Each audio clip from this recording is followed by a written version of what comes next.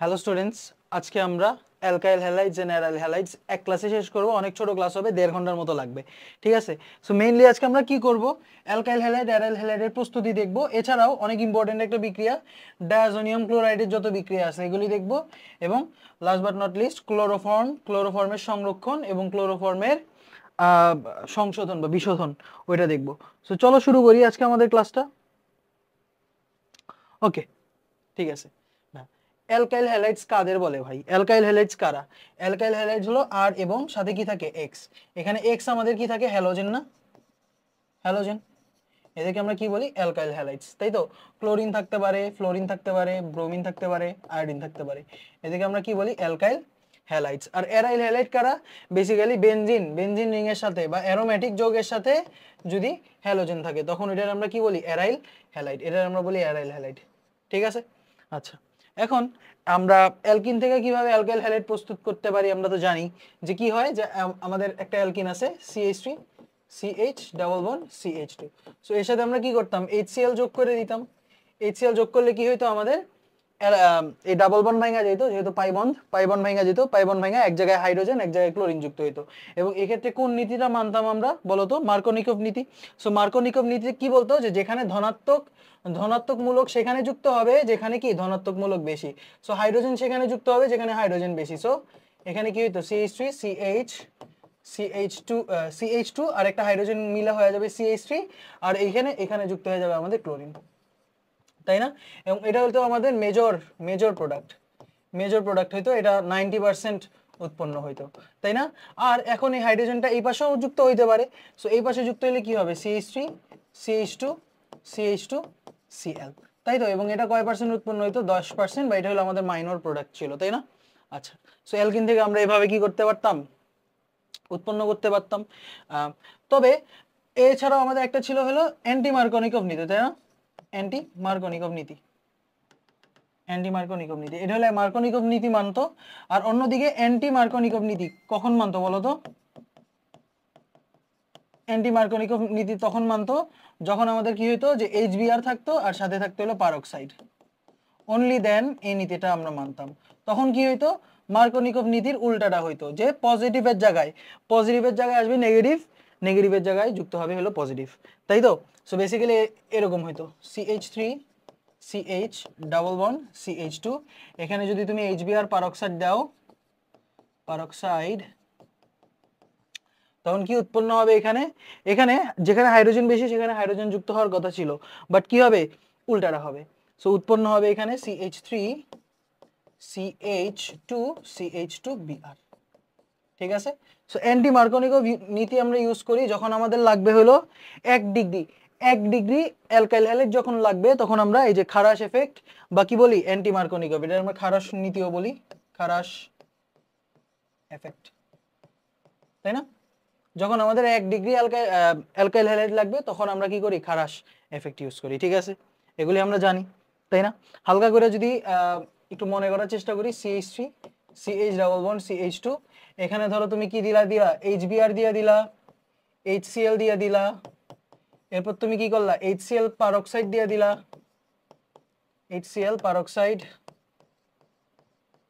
এবং এখানে দিয়ে দিলা তুমি HBr পারক্সাইড। মনে পড়ে কিনা? HBr peroxide. সো কি উৎপন্ন হবে? আমি বলি অ্যান্টি মার্কোনিকভ নীতি একমাত্র HBrও থাকতে হবে, পারক্সাইডও থাকতে হবে, দুইটাই থাকতে হবে, তাইলে হলো অ্যান্টি মার্কোনিকভ নীতি।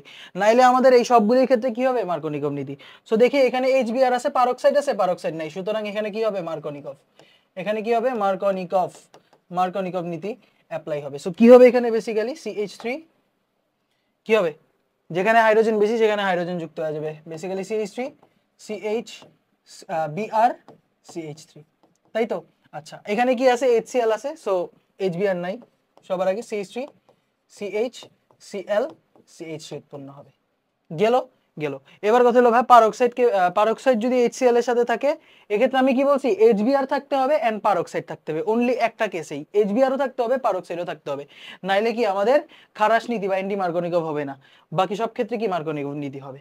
সেখানে হবে হলো CH3 CH Cl CH3, ঠিক আছে, একমাত্র এইটার কেসে এই যে HBrও থাকতে হবে, পারক্সাইড থাকতে হবে, তখন এখানে অ্যান্টি মার্কোনিকভ নীতি হবে, তখন এখানে অ্যান্টি মার্কোনিকভ নীতি হবে, উৎপন্ন হবে CH3 CH2 CH2Br।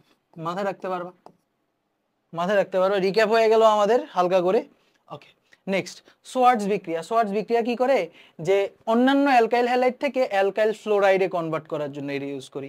কিসের জন্য? অন্যান্য অ্যালকাইল হ্যালাইড RX থেকে আমরা কি করি, RF এ কনভার্ট করি।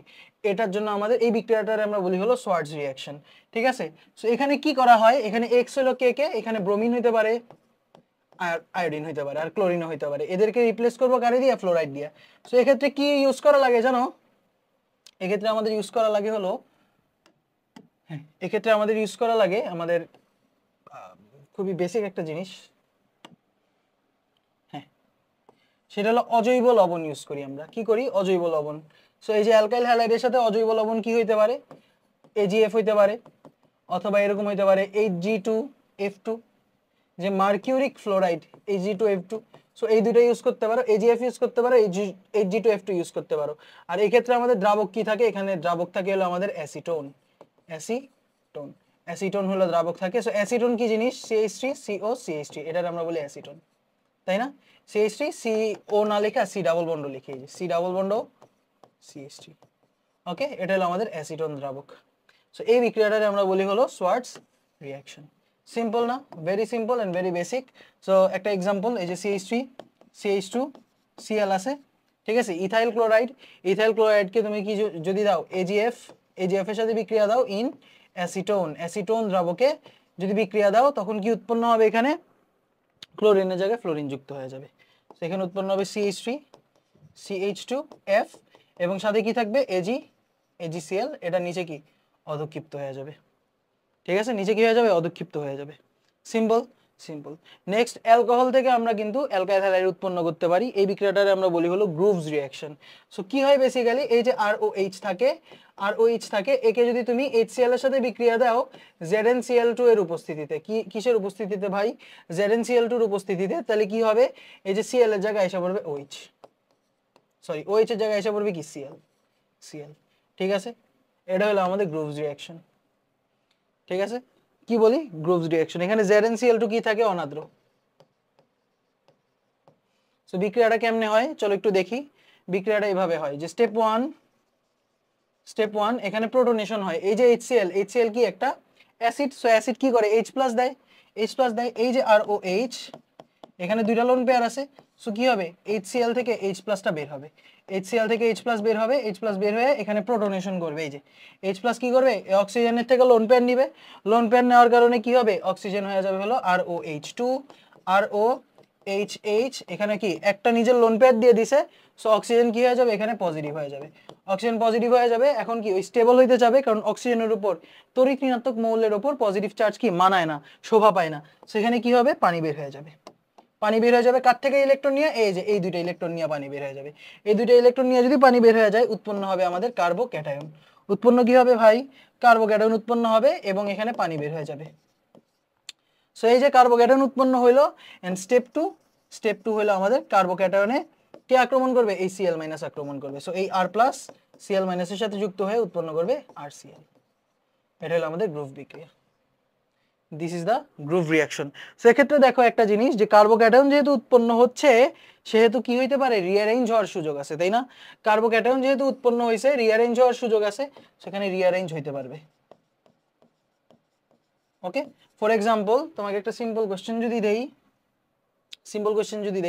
এই যে CH3 CH2OH, এর সাথে যদি তুমি HCl এবং অনাদ্র ZnCl2 উপস্থিতিতে HCl এর সাথে বিক্রিয়া দাও, তাহলে কি হবে উৎপন্ন? এই OH এর জায়গায় ক্লোরিন এসে পড়বে, CH2Cl এসে পড়বে, আর সাথে পানি বের হয়ে যাবে। এই পানিরে এই অনাদ্র ZnCl2 শোষণ করে ফেলবে। আচ্ছা, গেল এই পর্যন্ত বুঝতে পারছি। এবার আমি যদি আরেকটু বড় নেই, CH3 CH2OH, তাই না? প্রোপেনল। সো প্রোপেনলের সাথে যদি এবার HCl এবং অনাদ্র ZnCl2 বিক্রিয়া দেই, ZnCl2 বিক্রিয়া দিই তখন কি উৎপন্ন হবে জানো? সো তোমার মনে হতে পারে যে এখানে যেরকম যেরকম OH এর জায়গায় Cl যুক্ত হয়ে গেছে এখানেও OH এর জায়গায় Cl যুক্ত হবে, তো জানা জিনিস। সো বেসিক্যালি এটা উৎপন্ন হবে CH3 CH2 CH2 Cl, এবং এটা যদি তোমার অ্যান্সার হয় এটা হয়ে যাবে ভুল। ভুল কেন? কারণ এই বিক্রিয়ায় আমাদের কার্বোক্যাটায়ন উৎপন্ন হইতাছে, এবং আমরা জানি যে কার্বোক্যাটায়নের ক্ষেত্রে 3 degree greater than 2 degree greater than 1 degree, এটা হলো স্টেবিলিটি, তাই না? সো কি 1 ডিগ্রি থেকে 2 ডিগ্রিতে কিভাবে যায়? হাইড্রাইড শিফটের মাধ্যমে। সো বেসিক্যালি এখানে কিন্তু শিফটিং হবে। সো কি হবে দেখো, স্টেপ নাম্বার 1 এ H+ আসবে, H+ এসে আক্রমণ করবে, আক্রমণ করে পানি বের করে দিবে। সো পানি বের হয়ে গেল, পানি বের হয়ে গেলে উৎপন্ন হবে হলো CH3 CH2 CH2 পজিটিভ। এটা কি আমাদের 1 ডিগ্রি 1 ডিগ্রি। এখন কোনো কারণে যদি এই পজিটিভটা এই পাশে চলে যেতে পারতো, ভালো হইতো না? হ্যাঁ ভালো হইতে পারতো, তখন হয়ে যেত 2 ডিগ্রি। সো তখন স্টেবল হয়ে যেতে পারতো। সেখানে উৎপন্ন হবে CH, এখানে একটা হাইড্রোজেন আছে অলরেডি। সো এটা 1 ডিগ্রি, এটা হলো 2 ডিগ্রি কার্বন। সো কি হবে, এই যে এখান থেকে হাইড্রোজেন, হাইড্রোজেন কি করবে, এই কার্বন থেকে ইলেকট্রন নিবে, ইলেকট্রন নিয়ে এই কার্বনরে পজিটিভ বানাই দিবে, ইলেকট্রন নিয়ে কি করবে, এই কার্বনরে পজিটিভ বানাই দিবে। আর এই যে হাইড্রোজেন এইখানে চলে গিয়া মাইনাস আর প্লাস মিলা নর্মাল নিউট্রাল হয়ে যাবে CH3। So basically 2 degree carbocation উৎপন্ন করছে, 2 ডিগ্রি কার্বোক্যাটায়ন উৎপন্ন করছে। সেখান থেকে এবার তোমার ক্লোরিন এসে যুক্ত হয়ে যাবে এবং উৎপন্ন করবে CH3 CH Cl CH3। This is our groups reaction. ঠিক আছে, গ্রুপ রিঅ্যাকশন বুঝতে পারছো? আশা করি বুঝতে পারছো। ঠিক আছে, এবার আরো 3টা ওয়ে আছে, যে PCl5 এর সাথে বিক্রিয়া দিতে পারো, PCl3 এর সাথে বিক্রিয়া দিতে পারো, SOCl2 এর সাথে বিক্রিয়া দিতে পারো। সো এই যে এটা হলো আমাদের অ্যালকোহল ROH, এর সাথে যদি তুমি PCl5 এর রিঅ্যাকশন দাও তাহলে উৎপন্ন হবে RCl। এরপর PCl3 এর রিঅ্যাকশন যদি দাও তখন উৎপন্ন হবে RCl, এবং POCl3 এর রিঅ্যাকশন যদি দাও, সরি SOCl2 এর সাথে যদি রিঅ্যাকশন দাও, থায়োনিল ক্লোরাইডের সাথে যদি রিঅ্যাকশন দাও তখন উৎপন্ন হবে RCl। ঠিক আছে, ঠিক আছে। তবে এক্সট্রা কি উৎপন্ন হবে এটা হলো ডিফারেন্ট হয়। যেমন PCl5 যদি যুক্ত করো উৎপন্ন হয় হলো আমাদের HCl প্লাস হলো POCl3। সো কিভাবে হয়েছে দেখাইতেছি, সমস্যা নেই। আর যখন PCl3 এর সাথে যুক্ত করো তখন তখন কি হয়, তখন উৎপন্ন হয় হলো H3PO3 উৎপন্ন হয়। কি উৎপন্ন হয় ভাই? H3PO3 উৎপন্ন হয়। ঠিক আছে, ঠিক আছে। আর SOCl2 এর সাথে রিঅ্যাকশন দিলে উৎপন্ন হবে HCl plus sulphur dioxide, HCl plus sulphur dioxide. ভাইয়া এটা কেমনে করে শর্টকাটটা একটু যদি দেখাইতেন। অবশ্যই দেখাবো, আমার কোনো সমস্যা নেই। সো চলো দেখি দেখি কি হয় এখানে। এই যে ROH, এই যে ROH এটার এইভাবে লিখলাম। আর যদি এই যে PCl5 এর সাথে যদি রিঅ্যাকশন দেই তাহলে আমি PCl5 কে কিভাবে লিখতে পারি জানো? PCl3ClCl এভাবে লিখলাম। ঠিক আছে, PCl3ClCl, এটা ডাইরেক্ট মেথড মনে রাখার জন্য আর কি, মনে রাখার জন্য। সো কি করলাম, ROH এভাবে লিখলাম, আর PCl5 এ কি লিখলাম, PCl3ClCl লিখলাম। এবার সুন্দর মতো আর এর সাথে Cl যুক্ত করে দাও, H এর সাথে Cl যুক্ত করে দাও, POCl3। আর এর সাথে Cl যুক্ত করে দিলাম, H এর সাথে Cl যুক্ত করে দিলাম, এবং অ্যানসার এসে পড়বে কত, RCl plus POCl3 plus HCl। RCl POCl3 plus কত, HCl হয়ে গেছে। আবার তুমি এই ROH এর সাথে যদি PCl3 এর বিক্রিয়া দিতে চাও, কিসের ভাই, PCl3 এর বিক্রিয়া দিতে চাও, সেক্ষেত্রে কি হবে জানো? এই যে PCl3 এর আমি এভাবে লিখতে পারি, এই PCl PCl3 এর আমি কি করছি, এভাবে লিখলাম। ওকে, PCl3 এর আমি এভাবে লিখলাম। এবার 3টা ROH, মানে এটা মেকানিজম যদি দেখাইতাম ভালো হইতো, মানে আধা ঘন্টা লাগবে প্রত্যেকটা মেকানিজম দেখাইতে, মোটামুটি 10-20 মিনিট করে লাগবে, দরকার নাই। সো মেকানিজমের ক্ষেত্রে কি হয় এখানে, এই যে 3টা Cl আর 3টা OH যুক্ত হয়ে যাবে সুন্দর মতো। সরি এই যে P, এই যে Cl। সো কি হবে, এই যে OH 3টা ফসফরাসের সাথে যুক্ত হয়ে যাবে, OH 3টা কি করবে, ফসফরাসের সাথে যুক্ত হয়ে যাবে, আর আর গুলি ক্লোরিনের সাথে যুক্ত হয়ে যাবে। সো উৎপন্ন হবে হলো 3RCl প্লাস হইলো এই যে PO, 3টা হাইড্রোজেন H3, এরপর একটা ফসফরাস P, আর 3টা অক্সিজেন O3। ঠিক আছে, RCl প্লাস H3PO3 উৎপন্ন হবে। কি উৎপন্ন হবে ভাই, RCl প্লাস H3PO3 উৎপন্ন হবে। আর ভাই আরেকটা ওয়ে যদি আর ওই যে SOCl2টা যদি দেখাই আমরা, SOCl2টা কি হবে, সো বেসিক্যালি এই SOCl2টাও অনেকটাই PCl5 এর মতোই হবে, দেখি কি হয়। এই যে আমাদের ROH আর SOCl2 রে কি লিখতে পারি SO2 ক্লোরিন ক্লোরিন ঠিক আছে SO2 ক্লোরিন ক্লোরিন না সরি SO হবে SO থায়োনিল ক্লোরাইড দুইটা ক্লোরিন দুই পাশে লিখলাম এবার কি করব এই যে এই পাশে হাইড্রোজেন আর ক্লোরিন এই পাশে হাইড্রোজেন আর ক্লোরিন যুক্ত হয়ে যাবে উৎপন্ন হবে হলো RCl প্লাস এই যে সালফার আর অক্সিজেন আর এখানে আরেকটা অক্সিজেন সালফার ডাই অক্সাইড সেটা গ্যাস হিসেবে বাইরে হয়ে যাবে আর এই হাইড্রোজেন আর ক্লোরিন HCl কনভার্ট হয়ে যাবে মাথায় রাখতে পারবা PCl5 ইউজ করলে POCl3 উৎপন্ন হয় আর অন্যদিকে তোমার PCl3 যুক্ত করলে উৎপন্ন হয় H3PO3 H3PO3 উৎপন্ন হয় ঠিক আছে সো एग्जांपल কি আসবে পরীক্ষায় एग्जाम হলে তুমি এটাই দেখবা এই যে एग्जाम হলে যেগুলি দেখবা সেগুলি আমি যদি একটু দেখাই প্র্যাকটিস সো এই যে আমাদের ফেনলের সাথে যদি তুমি PCl5 এর রিঅ্যাকশন দাও PCl3 এর রিঅ্যাকশন দাও SOCl2 রিঅ্যাকশন দাও তাহলে উৎপন্ন কত কি হবে OH এর জায়গায় যুক্ত হয়ে যাবে ক্লোরিন ঠিক আছে OH এর জায়গায় যুক্ত হয়ে যাবে কি ক্লোরিন OH এর জায়গায় যুক্ত হয়ে যাবে হলো ক্লোরিন ঠিক আছে আর সাথে কি থাকবে এখানে হলো তোমার POCl3 প্লাস HCl ওকে আর PCl3 ক্ষেত্রে উৎপন্ন হবে H3PO3 আচ্ছা আর SOCl2 এর ক্ষেত্রে উৎপন্ন হবে কি সালফার ডাই অক্সাইড HCl ঠিক আছে মাথায় রাখতে পারবা এই হলো আমাদের প্র্যাকটিস সিম্পল আচ্ছা তোমারে বলছে ভাই phenol to benzyl chloride so কি হবে ফেনল টু বেনজাইল ক্লোরাইডে কি করতে পারি ওই সেম ওই এই রিঅ্যাকশনটাই বেসিক্যালি এই রিঅ্যাকশনটাই ফেনল থেকে বেনজাইল ক্লোরাইড আমরা কেমনে যেতে পারি এই বিক্রিয়ার মাধ্যমে ঠিক আছে this is our reaction phenol থেকে বেনজাইল ক্লোরাইড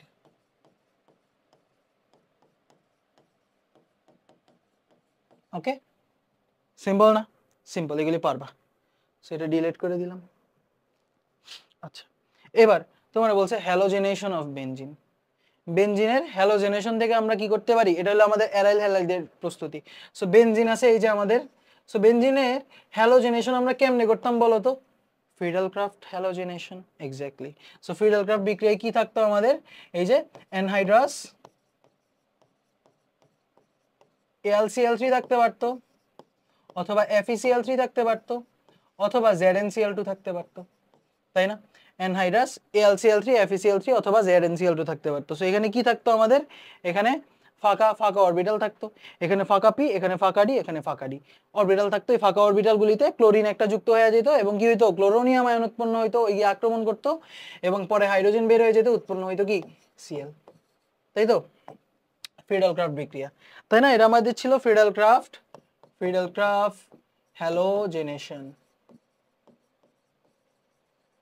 ওকে সিম্পল না ভেরি সিম্পল ওকে আচ্ছা এবার সাইড চেইন হ্যালোজেনেশন এটাও আমরা আগে দেখে আসছি যে আমাদের টলুইন আছে না টলুইন এই যে টলুইনকে সূর্যালোকের উপস্থিতিতে ক্লোরিনের সাথে বিক্রিয়া দিলে কি হবে যে একটা হাইড্রোজেনের জায়গায় একটা ক্লোরিন যুক্ত হয়ে যাবে একটা হাইড্রোজেনের জায়গায় কি হবে একটা ক্লোরিন যুক্ত হয়ে যাবে উৎপন্ন হবে CH2Cl বেনজাইল ক্লোরাইড এটা আমরা বলি কি বেনজাইল ক্লোরাইড আচ্ছা এরপর আবার যদি তুমি ক্লোরিন যুক্ত করো সূর্যালোকের উপস্থিতিতে আবারও একটা ক্লোরিন যুক্ত করো সূর্যালোকের উপস্থিতিতে তখন আরেকটা হাইড্রোজেনের জায়গায় আরেকটা ক্লোরিন এসে পড়বে উৎপন্ন হবে CHCl2 এটার আমরা বলি হলো বেনজাল ক্লোরাইড তাই না আচ্ছা এরপর লাস্ট স্টেপে এই যে HμCl2 আবার যদি যুক্ত করো আরেকটা ক্লোরিন তো হাইড্রোজেনের জায়গায় ক্লোরিন যদি যুক্ত হয়ে যায় প্রতিস্থাপিত হইতেছে সো উৎপন্ন হইতেছে CCl3 এটার আমরা বলি হলো বেনজো ক্লোরাইড তাই না বেনজো ক্লোরাইড তাই তো এবং যখন আমরা এটারে পানি দিতাম আদ্র বিশ্লেষিত করতাম উৎপন্ন হইতো কি আমাদের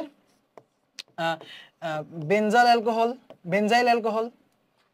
অ্যালকোহল উৎপন্ন হইতো এরপর এখানে এটারে যখন আমরা আদ্র বিশ্লেষিত করতাম তখন এই যে দুইটা ক্লোরিনের জায়গায় দুইটা OH যুক্ত হয়ে যেত এবং আমরা বলতাম যে একই কার্বনে দুইটা OH কি সয়নাথ সো তখন ওখান থেকে পানি বের হয়ে যেত এবং উৎপন্ন হইতো কি বেনজালডিহাইড তাই না উৎপন্ন কি হইতো? বেনজালডিহাইড উৎপন্ন হইতো।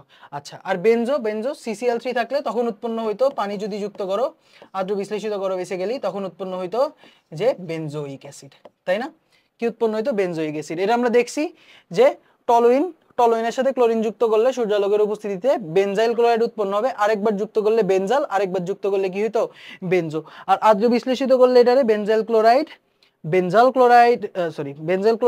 থেকে আদ্র বিশ্লেষিত করলে উৎপন্ন হইতো বেনজালডিহাইড, এবং বেনজো ক্লোরাইডকে আদ্র বিশ্লেষিত করলে উৎপন্ন হইতো বেনজোইক অ্যাসিড। ঠিক আছে, মাথায় রাখতে পারবা এগুলি কিন্তু লাগবে, ভেরি ইম্পর্টেন্ট। ওকে, এইবার আমরা আমাদের ভেরি ইম্পর্টেন্ট একটা জায়গায় এসে পড়ছি, সেটা হলো ডায়াজোনিয়াম সল্ট। সো ডায়াজোনিয়াম সল্টের বেশ কয়েকটা বিক্রিয়া আমরা দেখছিলাম, বাট ডায়াজোনিয়াম সল্ট জিনিসটা কি এটা আসলে আমরা বুঝি নাই, তাই না? ডায়াজোনিয়াম সল্ট জিনিসটা কি এটা আমরা আসলে বুঝি নাই। সো ডায়াজোনিয়াম সল্টটা আসলে কি? এই যে অ্যামোনিয়া, অ্যানিলিন বলি এটারে, তাই না? এটারে আমরা কি বলি? অ্যানিলিন। অ্যানিলিনকে 0 থেকে 5 ডিগ্রি সেলসিয়াস তাপমাত্রার মধ্যে 0 থেকে 5 ডিগ্রি সেলসিয়াস তাপমাত্রার মধ্যে HNO2 এর সাথে বিক্রিয়া দিলে উৎপন্ন হয় হলো তোমার ডায়াজোনিয়াম আয়ন। সো ডাই মানে দুইটা, অ্যাজো মানে কি? নাইট্রোজেন। সো দুইটা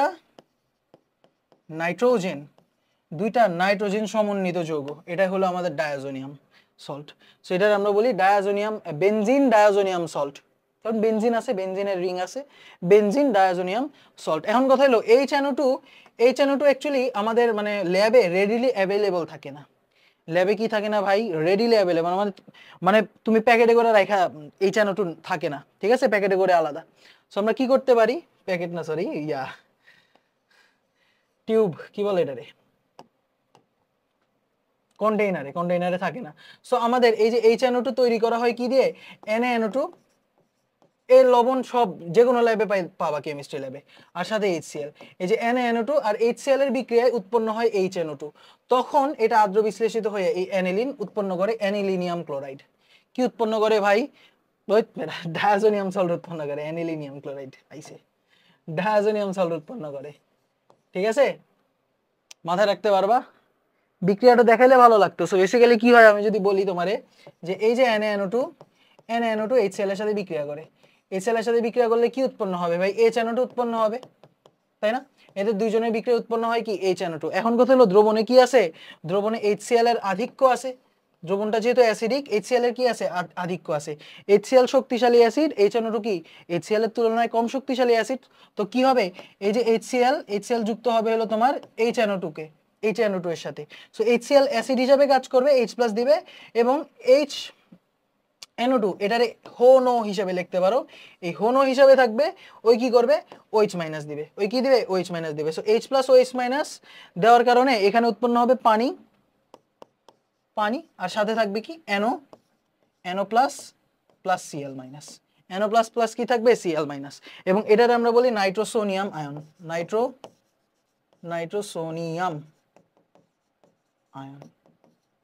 ওকে, নাইট্রোসোনিয়াম আয়ন উৎপন্ন হবে। এই নাইট্রোসোনিয়াম আয়ন কি করবে? এই অ্যানিলিনের লোন পেয়ারের প্রতি এই নাইট্রোসোনিয়াম আয়নের লোভ থাকবে। ঠিক আছে, অ্যানিলিনিয়াম আয়নের প্রতি এই নাইট্রোসোনিয়ামের লোভ থাকবে, ওই গিয়া যুক্ত হবে, আরো অনেক গুতাগুতি হবে, গুতাগুতি হওয়ার পর আমাদের উৎপন্ন হবে অ্যানিলিনিয়াম আয়ন।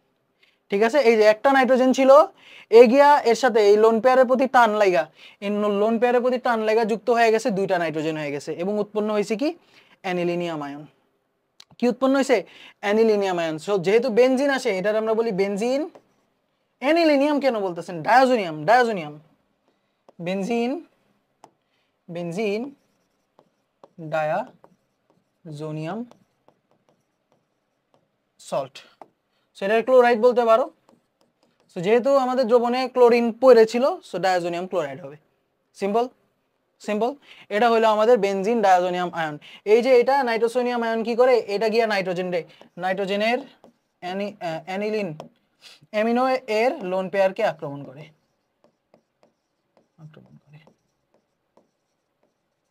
ঠিক আছে, এবং উৎপন্ন হয় আমাদের বেনজিন ডায়াজোনিয়াম ক্লোরাইড।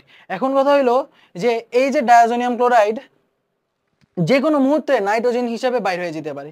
সো আমি বলি, গ্যাস হিসাবে যদি বের হয়ে যায়, সেক্ষেত্রে স্টেবিলিটি কি বেশি গেইন করে না? গ্যাস হিসাবে যদি বের হয়ে যায়, নাইট্রোজেন গ্যাস হিসাবে যদি বাইর হয়, কারণ নাইট্রোজেন কিন্তু অনেক স্টেবল, আমরা পড়ছি চ্যাপ্টার 3 তে। সো নাইট্রোজেন যেহেতু অনেক স্টেবল, নাইট্রোজেন চাইলেই বের হয়ে যেতে পারে।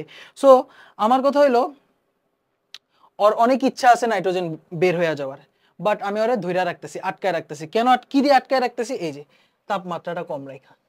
তাপমাত্রা যেহেতু কম রাখতেছো, নাইট্রোজেন তাই এই কারণে বের হইতে পারতেছে না, বাইর হইতেছে না। ঠিক আছে, তাপমাত্রা যখন বাড়াই দিবা এই নাইট্রোজেন সাথে সাথে বাইর হয়ে যাবে এবং বেনজিন, পজিটিভ বেনজিন আয়ন উৎপন্ন হবে। কি উৎপন্ন হবে? পজিটিভ বেনজিন আয়ন উৎপন্ন হবে। তখন এর সাথে বিভিন্ন জিনিস যুক্ত হয়ে বিক্রিয়া হবে। সো বেসিক্যালি জিনিস কি হবে দেখো, এই যে আমাদের অ্যানিলিন, ডায়াজোনিয়াম ক্লোরাইড সল্ট। ঠিক আছে, কোনো কারণে যদি এই যে যেমন benzene N2 plus Cl minus diazonium salt. So এই ডায়াজোনিয়াম সল্টে জাস্ট যদি তুমি একটু হিট করো, দ্রবণে তো পানি আছেই। সো কি হয়ে যাবে? ওই আর্দ্র বিশ্লেষিত হয়ে উৎপন্ন করবে হলো ফেনল। আর্দ্র বিশ্লেষিত হয়ে কি উৎপন্ন করবে ভাই? ফেনল। সো এই যে ডায়াজোনিয়াম সল্টকে তুমি যদি জাস্ট একটু তাপমাত্রা বাড়ায় দাও, তখন ওই আর্দ্র বিশ্লেষিত হয়ে ফেনল উৎপন্ন করে ফেলতেছে। কিভাবে করতেছে? এই যে একটু হিট দিলা, তখন কি হবে? এই নাইট্রোজেন বের হয়ে যাবে গ্যাস হিসেবে। নাইট্রোজেন কি হয়ে যাবে? গ্যাস হিসেবে বের হয়ে যাবে এবং বেনজিনের উপর পজিটিভ চার্জ এসে পড়ছে। সো এখন কি হবে? পানি এসে অ্যাটাক করবে, পানির লোন পেয়ার এসে এই যে বেনজিনটা অ্যাটাক করবে, অ্যাটাক করে হাইড্রোজেনটা বের করে দিবে এবং উৎপন্ন হবে আমাদের ফেনল। ঠিক আছে, উৎপন্ন হবে কি? আমাদের ফেনল। ঠিক আছে, ওকে। আর ডায়াজোনিয়াম সল্টকে যদি তুমি বিজারিত করো, ঠিক আছে, এই ডায়াজোনিয়াম সল্টকে N2Cl প্লাস মাইনাস একে যদি তুমি বিজারিত করো, সো কি দিয়ে বিজারিত করতে পারি? H3PO2 দিয়ে বিজারিত করতে পারি। H3PO2 দিয়ে বিজারিত যদি করো, তখন উৎপন্ন হবে আমাদের বেনজিন। সো বেনজিন উৎপন্ন হবে, আর এই যে H3PO2 রূপান্তরিত হয়ে যাবে H3PO3 তে। ঠিক আছে, আর সাথে থাকবে হলো আমাদের নাইট্রোজেন বের হয়ে যাবে। ঠিক আছে, মাথায় রাখতে পারো। সো ডায়াজোনিয়াম ক্লোরাইডকে যদি তুমি H3PO2 এর সাথে বিক্রিয়া দাও, তখন আমাদের উৎপন্ন হয় বেনজিন। এবং দেখো H3PO2 যেহেতু জারিত হয়েছে, অক্সিজেন দুইটা ছিল, এখন একটা অক্সিজেন বেশি পাইছে। অক্সিজেন নেওয়া মানে কি? অক্সিডেশন, জারণ। তাহলে ওর কি হয়েছে? বিজারণ হয়েছে। ওর কি হয়েছে ভাই? বিজারণ হয়েছে। সো এখানে পানি ছিল, অবশ্যই পানির সাথে যুক্ত হয়েছে বেসিক্যালি, আর এখানে HCl বের হবে। ঠিক আছে, এত কিছু দেখানো লাগে না, জাস্ট H3PO2 যুক্ত করলে বেনজিন উৎপন্ন হয়, এটা দেখাইলেই হয়ে যায়। ঠিক আছে, সিম্পল। এবার কথা হলো Sandmeyer reaction. What is Sandmeyer reaction? এই যে ডায়াজোনিয়াম ক্লোরাইড লবণ, এর সাথে যদি তুমি কপার ক্লোরাইড যুক্ত করো, অথবা কপার সায়ানাইড যুক্ত করো, ঠিক আছে, অথবা কপার ব্রোমাইড যুক্ত করো, হোয়াটএভার যুক্ত করো, তখন উৎপন্ন হবে কি জানো? অ্যারাইল হ্যালাইড উৎপন্ন হবে। সো বেনজাইল ক্লোরাইড উৎপন্ন হবে। বেসিক্যালি তুমি যদি CuCl যুক্ত করো, তখন উৎপন্ন হবে আমাদের কি বলে এটারে, ফেনাইল ক্লোরাইড বা ক্লোরোবেনজিন উৎপন্ন হবে এবং সাথে নাইট্রোজেন গ্যাস বের হয়ে যাবে। সাথে কি হবে? নাইট্রোজেন গ্যাস বের হয়ে যাবে। কিসের উপস্থিতিতে? কপার ক্লোরাইডের সাথে বিক্রিয়া দিলে। সো এইটারে আমরা বলি হলো স্যান্ড-মেয়ার রিঅ্যাকশন। এটার আমরা কি বলি? স্যান্ড-মেয়ার রিঅ্যাকশন।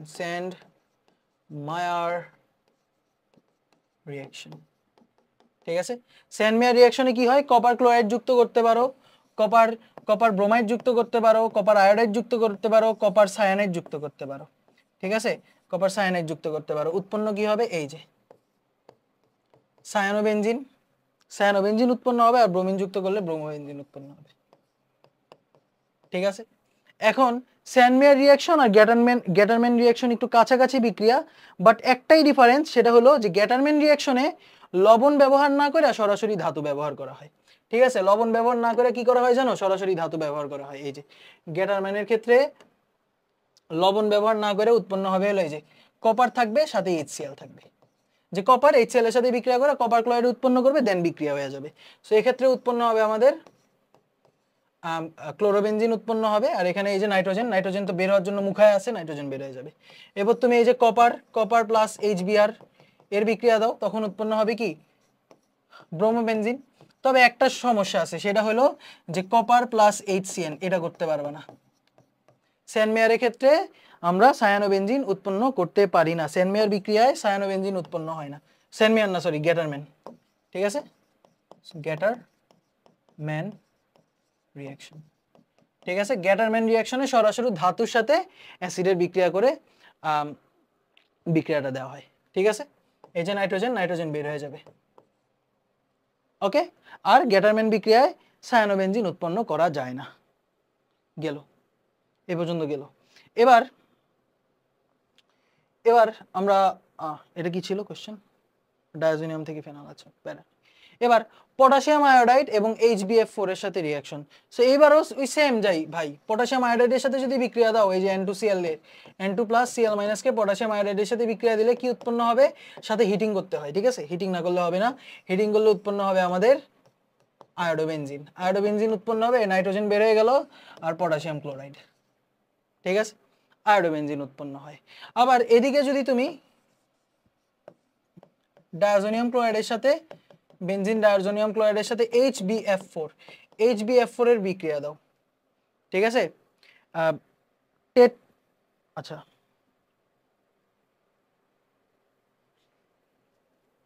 এটা কি নাম হইতে পারে? টেট্রাফ্লোরো হাইড্রোজেন হোয়াটএভার, HbF4 বলবা HbF4 বলবা। সো এখানে কি উৎপন্ন হবে? এই ফ্লোরিন, ফ্লোরোবেনজিন উৎপন্ন হবে। কি বেনজিন উৎপন্ন হবে? ফ্লোরোবেনজিন উৎপন্ন হবে। আর সাথে বোরনের কি হবে? নোবডি নোস, নাইট্রোজেন বের হয়ে যাবে। ঠিক আছে, এত কিছু মনে রাখা লাগবে না, জাস্ট বলবা যে HbF4 এর রিঅ্যাকশন হলে আমাদের কি ফ্লোরোবেনজিন, মানে মেইন প্রোডাক্ট যেটা ওটা আমরা দেখাবো। ঠিক আছে, আচ্ছা এই বিক্রিয়ারে আমরা বলি হলো বালস স্কিম্যান রিঅ্যাকশন। ঠিক আছে, কি রিঅ্যাকশন ভাই? বালস স্কিম্যান রিঅ্যাকশন। সো এই যে N2Cl এর সাথে HbF4 এর রিঅ্যাকশন করলে উৎপন্ন হবে ফ্লোরোবেনজিন, নাইট্রোজেন বের হয়ে যাবে, উৎপন্ন হবে কি? এই বিক্রিয়ারে আমরা বলি বালস স্কিম্যান রিঅ্যাকশন। Easy easy. আচ্ছা এবার চলো রিক্যাপ করি। এই যে কপার ক্লোরাইড HCl, এখানে কি সরাসরি যদি লবণ ইউজ করো তখন উৎপন্ন হবে কি আমাদের ক্লোরোবেনজিন উৎপন্ন হবে আর নাইট্রোজেন বের হয়ে যাবে। এই বিক্রিয়ার আমরা কি বলি? স্যানমেয়ার রিঅ্যাকশন বলি না? স্যানমেয়ার রিঅ্যাকশন বলি, এক্স্যাক্টলি। আবার এই যে CuCN এর বিক্রিয়া দিলে উৎপন্ন হবে সায়ানোবেনজিন, সায়ানোবেনজিন প্লাস এই যে নাইট্রোজেন বের হয়ে যাবে। এই বিক্রিয়ারও আমরা কি বলি? স্যানমেয়ার বলি। সো এই দুইটা বিক্রিয়া হলো আমাদের স্যানমেয়ার রিঅ্যাকশন।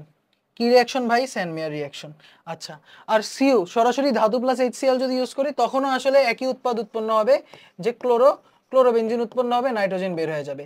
আবার HBr এর সাথে কপারের রিঅ্যাকশন করে যেই উৎপন্ন যদি N2Cl এর সাথে দেই তখন উৎপন্ন হবে ব্রোমোবেনজিন, ব্রোমোবেনজিন আর এই যে নাইট্রোজেন বের হয়ে যাবে, নাইট্রোজেন বের হয়ে যাবে। এই দুইটা বিক্রিয়ার আমরা বলি হলো গ্যাটারম্যান, কারণ গ্যাটারম্যানে কি করা হয়? সরাসরি ধাতু দেওয়া হয়। এটা আমরা বলি গ্যাটারম্যান রিঅ্যাকশন, গ্যাটারম্যান রিঅ্যাকশন। ঠিক আছে, আর লাস্ট HbF4 এর সাথে যদি বিক্রিয়া দাও তখন উৎপন্ন হবে হলো ফ্লোরোবেনজিন, ফ্লোরোবেনজিন। এই বিক্রিয়াটার আমরা কি বলি? বালস স্কিম্যান রিঅ্যাকশন। এটার আমরা বলি বালস স্কিম্যান রিঅ্যাকশন। ঠিক আছে, মাথায় রাখতে পারবো বালস স্কিম্যান রিঅ্যাকশন। ওকে, আর এই যে পটাশিয়াম আয়োডাইডের সাথে বিক্রিয়া দিলে উৎপন্ন হবে কি? আয়োডোবেনজিন। Simple simple. এবার হ্যালাইডের যে বিক্রিয়া, কি কি বিক্রিয়া হইতে পারে? একটা হ্যালোজেন অ্যালকাইল হ্যালাইডরা কি কি বিক্রিয়া দিতে পারে? সাবস্টিটিউশন বিক্রিয়া দেয়, আর একটা হলো ইলিমিনেশন বিক্রিয়া দেয়। সো সাবস্টিটিউশন বিক্রিয়া মানে কি বলতো? সাবস্টিটিউশন মানে হলো প্রতিস্থাপন। সো এই যে RH অ্যালকাইল হ্যালাইড, এখানে যদি কোনো একটা নিউক্লিওফাইল থাকে তখন কি হয় জানো? এই নিউক্লিওফাইল এসে আক্রমণ করে এই যে হ্যালোজেন এরে সরায় ফেলে আর উৎপন্ন করে কি? নিউক্লিওফাইলের সাথে অ্যালকাইল মূলকটা যুক্ত থাকে আর আমাদের এই যে হ্যালোজেনরে বের করে দেয়। এটা কি হলো? সাবস্টিটিউশন হয়ে গেল না? যে X এর বদলে NU যুক্ত হয়ে গেছে। এটার আমরা বলি সাবস্টিটিউশন রিঅ্যাকশন। অন্যদিকে ইলিমিনেশন রিঅ্যাকশন আমরা পড়ছিলাম না, যে ওই যে অ্যালকোহলিক কেওএইচ যখন দিতাম তখন কি ডাইরেক্ট অ্যালকিনে কনভার্ট হয়ে যেত। সো বেসিক্যালি এরকম যে RCH2CH2X এর সাথে যখন আমরা কি করতাম? একটা যে কোনো একটা ইয়াদ যুক্ত করতাম,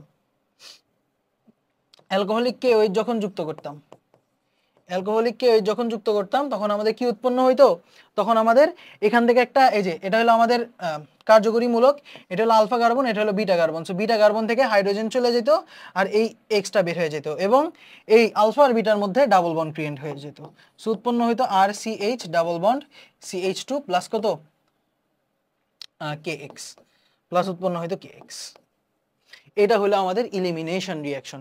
এই বিক্রিয়ার আমরা কি বলি? Elimination reaction. রিঅ্যাকশন। সো এই চ্যাপ্টারে বা আমাদের অ্যাডমিশনে মেইনলি যে জিনিসটা লাগবে সেটা হলো সাবস্টিটিউশন রিঅ্যাকশন আর এলিমিনেশন রিঅ্যাকশনে বেসিক। তবে মাঝে মধ্যে কোশ্চেনে SN1 SN2 বিক্রিয়া আসে, তবে E1 E2 বিক্রিয়া এটা এই পর্যন্ত কখনো আসেনি। ঠিক আছে, আমরা এলিমিনেশন রিঅ্যাকশন যে আগের ক্লাসে যেটা পড়ছিলাম সেটা পড়লেই আপাতত হয়ে যেতেছে। ঠিক আছে, আর যারা 26 ব্যাচ বা অন্য অন্য পরবর্তী ব্যাচ আসো তাদের জন্য আলাদা SN1 SN2 E1 E2 reaction আমরা দেখে ফেলবো। সো এইখানে এই মিমটা দেখো, দেখো প্রতিস্থাপন বিক্রিয়া দুই ধরনের। কয় ধরনের ভাই? প্রতিস্থাপন বিক্রিয়া দুই ধরনের। একটা হলো SN1 সাবস্টিটিউশন নিউক্লিওফিলিক ইউনিমলিকুলার, আর একটা হলো SN2 সাবস্টিটিউশন নিউক্লিওফিলিক ডাইমলিকুলার। ঠিক আছে, সো দুই ধরনের SN1 SN2, এবং এদের ডিফারেন্সটা তুমি জাস্ট একটা মিমের মাধ্যমে বুঝতে পারবা। দেখো একটা বিড়াল এখানে শুয়ে আছে, কি আছে ভাই? একটা বিড়াল এখানে শুয়ে আছে খুবই শান্তিতে, ভালো কথা। বিড়ালের ঘুম ভাঙছে, বিড়াল আস্তে করে চলে গেছে, ওর জায়গায় কে এসে পড়ছে? আরেকটা বিড়াল এসে পড়ছে। মানে একজন চলে গেছে, তার জায়গায় আরেকজন এসে পড়ছে। এটাকে আমরা বলি হলো SN1 বিক্রিয়া। আর SN2 বিক্রিয়ায় কি হয় দেখো, এখানে এই বিড়ালটা শান্তি মতো এই বাস্কেটে বা এই বিছানায় ঘুমাইছিল, সো অন্য একটা বিড়াল কি করছে? পিছন দিয়ে এসে, এই যে পিছন দিয়ে এসে ঠেললো আর বের করে দিয়েছে, বের করে নিজের জায়গায় এসে পড়ছে। এটা হলো আমাদের SN2 আর SN1 বিক্রিয়ার ডিফারেন্স। সো ডিফারেন্সটা কি? SN1 এর ক্ষেত্রে বাইর হওয়ার পরে ঢুকে, আর SN2 এর ক্ষেত্রে ধাক্কা দিয়ে বাইর করে দেয়, ধাক্কা দিয়ে বের করে দেয়। ঠিক আছে, সো এক্ষেত্রে একটা জিনিস খেয়াল করো, এখানে এখানে এই যে SN1 বিক্রিয়ার হারটা কিসের উপর নির্ভর করতেছে? এই যে এই বিলাইটা আসবে কি আসবে না, এটা কিসের উপর নির্ভর করতেছে? এই বিড়ালটা উঠবে কি উঠবে না এটার উপর নির্ভর করতেছে। মানে বেসিক্যালি এই বিড়ালটা হলো দুর্বল, শক্তি নাই, পুরুষত্ব নাই। দিস ইজ এই দাঁড়াও রেকর্ড হইতেছে কিনা, হ্যাঁ, এই বিড়ালটা হলো দুর্বল, খুবই দুর্বল একটা ছেলে, সো দুর্বল, সো ওই উঠবে কি উঠবে না সেটার উপর ওই এখানে আসবে কি আসবে না সেটা নির্ভর করতেছে। ঠিক আছে, মানে কার উপর বিক্রিয়াটা নির্ভর করতেছে? এই যে এই বিলাইটার উপর নির্ভর করতেছে। কারণ কি? এই বিলাই যদি বাইর হয় তাইলে এই বিলাই ঢুকতে পারবে। ইয়েস, সো SN1 বিক্রিয়ায় বিক্রিয়ার হার কার উপর নির্ভরশীল? এই বিলাইটার উপর নির্ভরশীল। আর SN2 বিক্রিয়ায় কি হইতাছে? SN2 বিক্রিয়ায় কি হইতাছে? এই বিলাই কিন্তু যথেষ্ট শক্তিশালী, এই বিলাই হলো স্ট্রং, স্ট্রং, মারামারি করবে ভাই, মারামারি করে কঙ্কার করবে। কি করবে দেখো, এই যে এই বিলাই এসে এরা আক্রমণ করছে, এদের মধ্যে এখন ধস্তাধস্তি হইতেছে। কি হইতেছে? ধস্তাধস্তি হইতেছে। সো ধস্তাধস্তি হওয়ার কারণে কি হবে? এই বিলাইয়ের শক্তি বেশি, এ বের করে দিবে। সো এই বিক্রিয়ার ক্ষেত্রে বিক্রিয়ার হারটা কিসের উপর নির্ভর করতেছে? এই দুইজনের উপর নির্ভর করতেছে না? এই দুইজনের উপর নির্ভর করতেছে না, এই কারণে এটা বলি আমরা ডাইমলিকুলার। এই কারণে এটা আমরা কি বলি? SN2 বলি। আর SN1 এর ক্ষেত্রে জাস্ট এই যে এই বিলাই যেটা শুয়ে আছে এর উপর নির্ভর করতেছে, এরা বাইরে হলে ওই ঢুকবে, এটা বাইরে হলেও ঢুকবে না, এটা বাইরে হলেও ঢুকবে, এটা বাইরে না হলেও ঢুকবে না। বুঝতে পারছো? খুবই ইজি একটা মিম, এটা রেডিট থেকে নিছি আমি। বুঝতে পারছো? SN1 এর ক্ষেত্রে আক্রমণকারী বিকারক দুর্বল হয়, এবং SN1 ক্ষেত্রে SN1 বিক্রিয়ার ক্ষেত্রে বিক্রিয়ার হার কি? একজনের উপর নির্ভরশীল। SN2 এর ক্ষেত্রে দুইজনের উপর নির্ভরশীল। এবং SN2 এ কে আক্রমণ করে? স্ট্রং নিউক্লিওফাইল এসে আক্রমণ করে। সো চলো এই মিমটা যদি তুমি বুঝা যাও, তোমার অলরেডি অনেকখানি পড়া হয়ে গেছে, অলরেডি অনেকখানি পড়া হয়ে গিয়েছে। সো আমরা এই যে SN1 এ কি বলি জানো? SN1 রে আমরা বলি হলো, SN1 রে বলি হলো যে এই যে S দ্বারা কি বোঝায়? সাবস্টিটিউশন। N দ্বারা কি বোঝায়? Nucleophilic, nucleophilic. এবং 1 দ্বারা কি বোঝায়? নিউক্লিওফিলিক। 1 দ্বারা বোঝায় হলো ইউনিমলিকুলার, ইউনিমলিকুলার। বেসিক্যালি SN1 বিক্রিয়া হলো এক আণবিক নিউক্লিওফিলিক প্রতিস্থাপন বিক্রিয়া, প্রতিস্থাপন বিক্রিয়া। সো বেসিক্যালি আমরা বলতে পারি যে বিক্রিয়ায় বিক্রিয়ার হার এভাবে বলতে পারি। সংজ্ঞাটা কি হবে তাহলে? দেখছো কনসেপ্টটা কত ক্লিয়ার হয়ে গেল? যে বিক্রিয়ার হার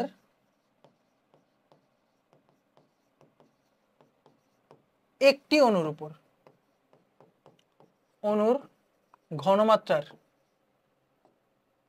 ঘনমাত্রার উপর নির্ভরশীল।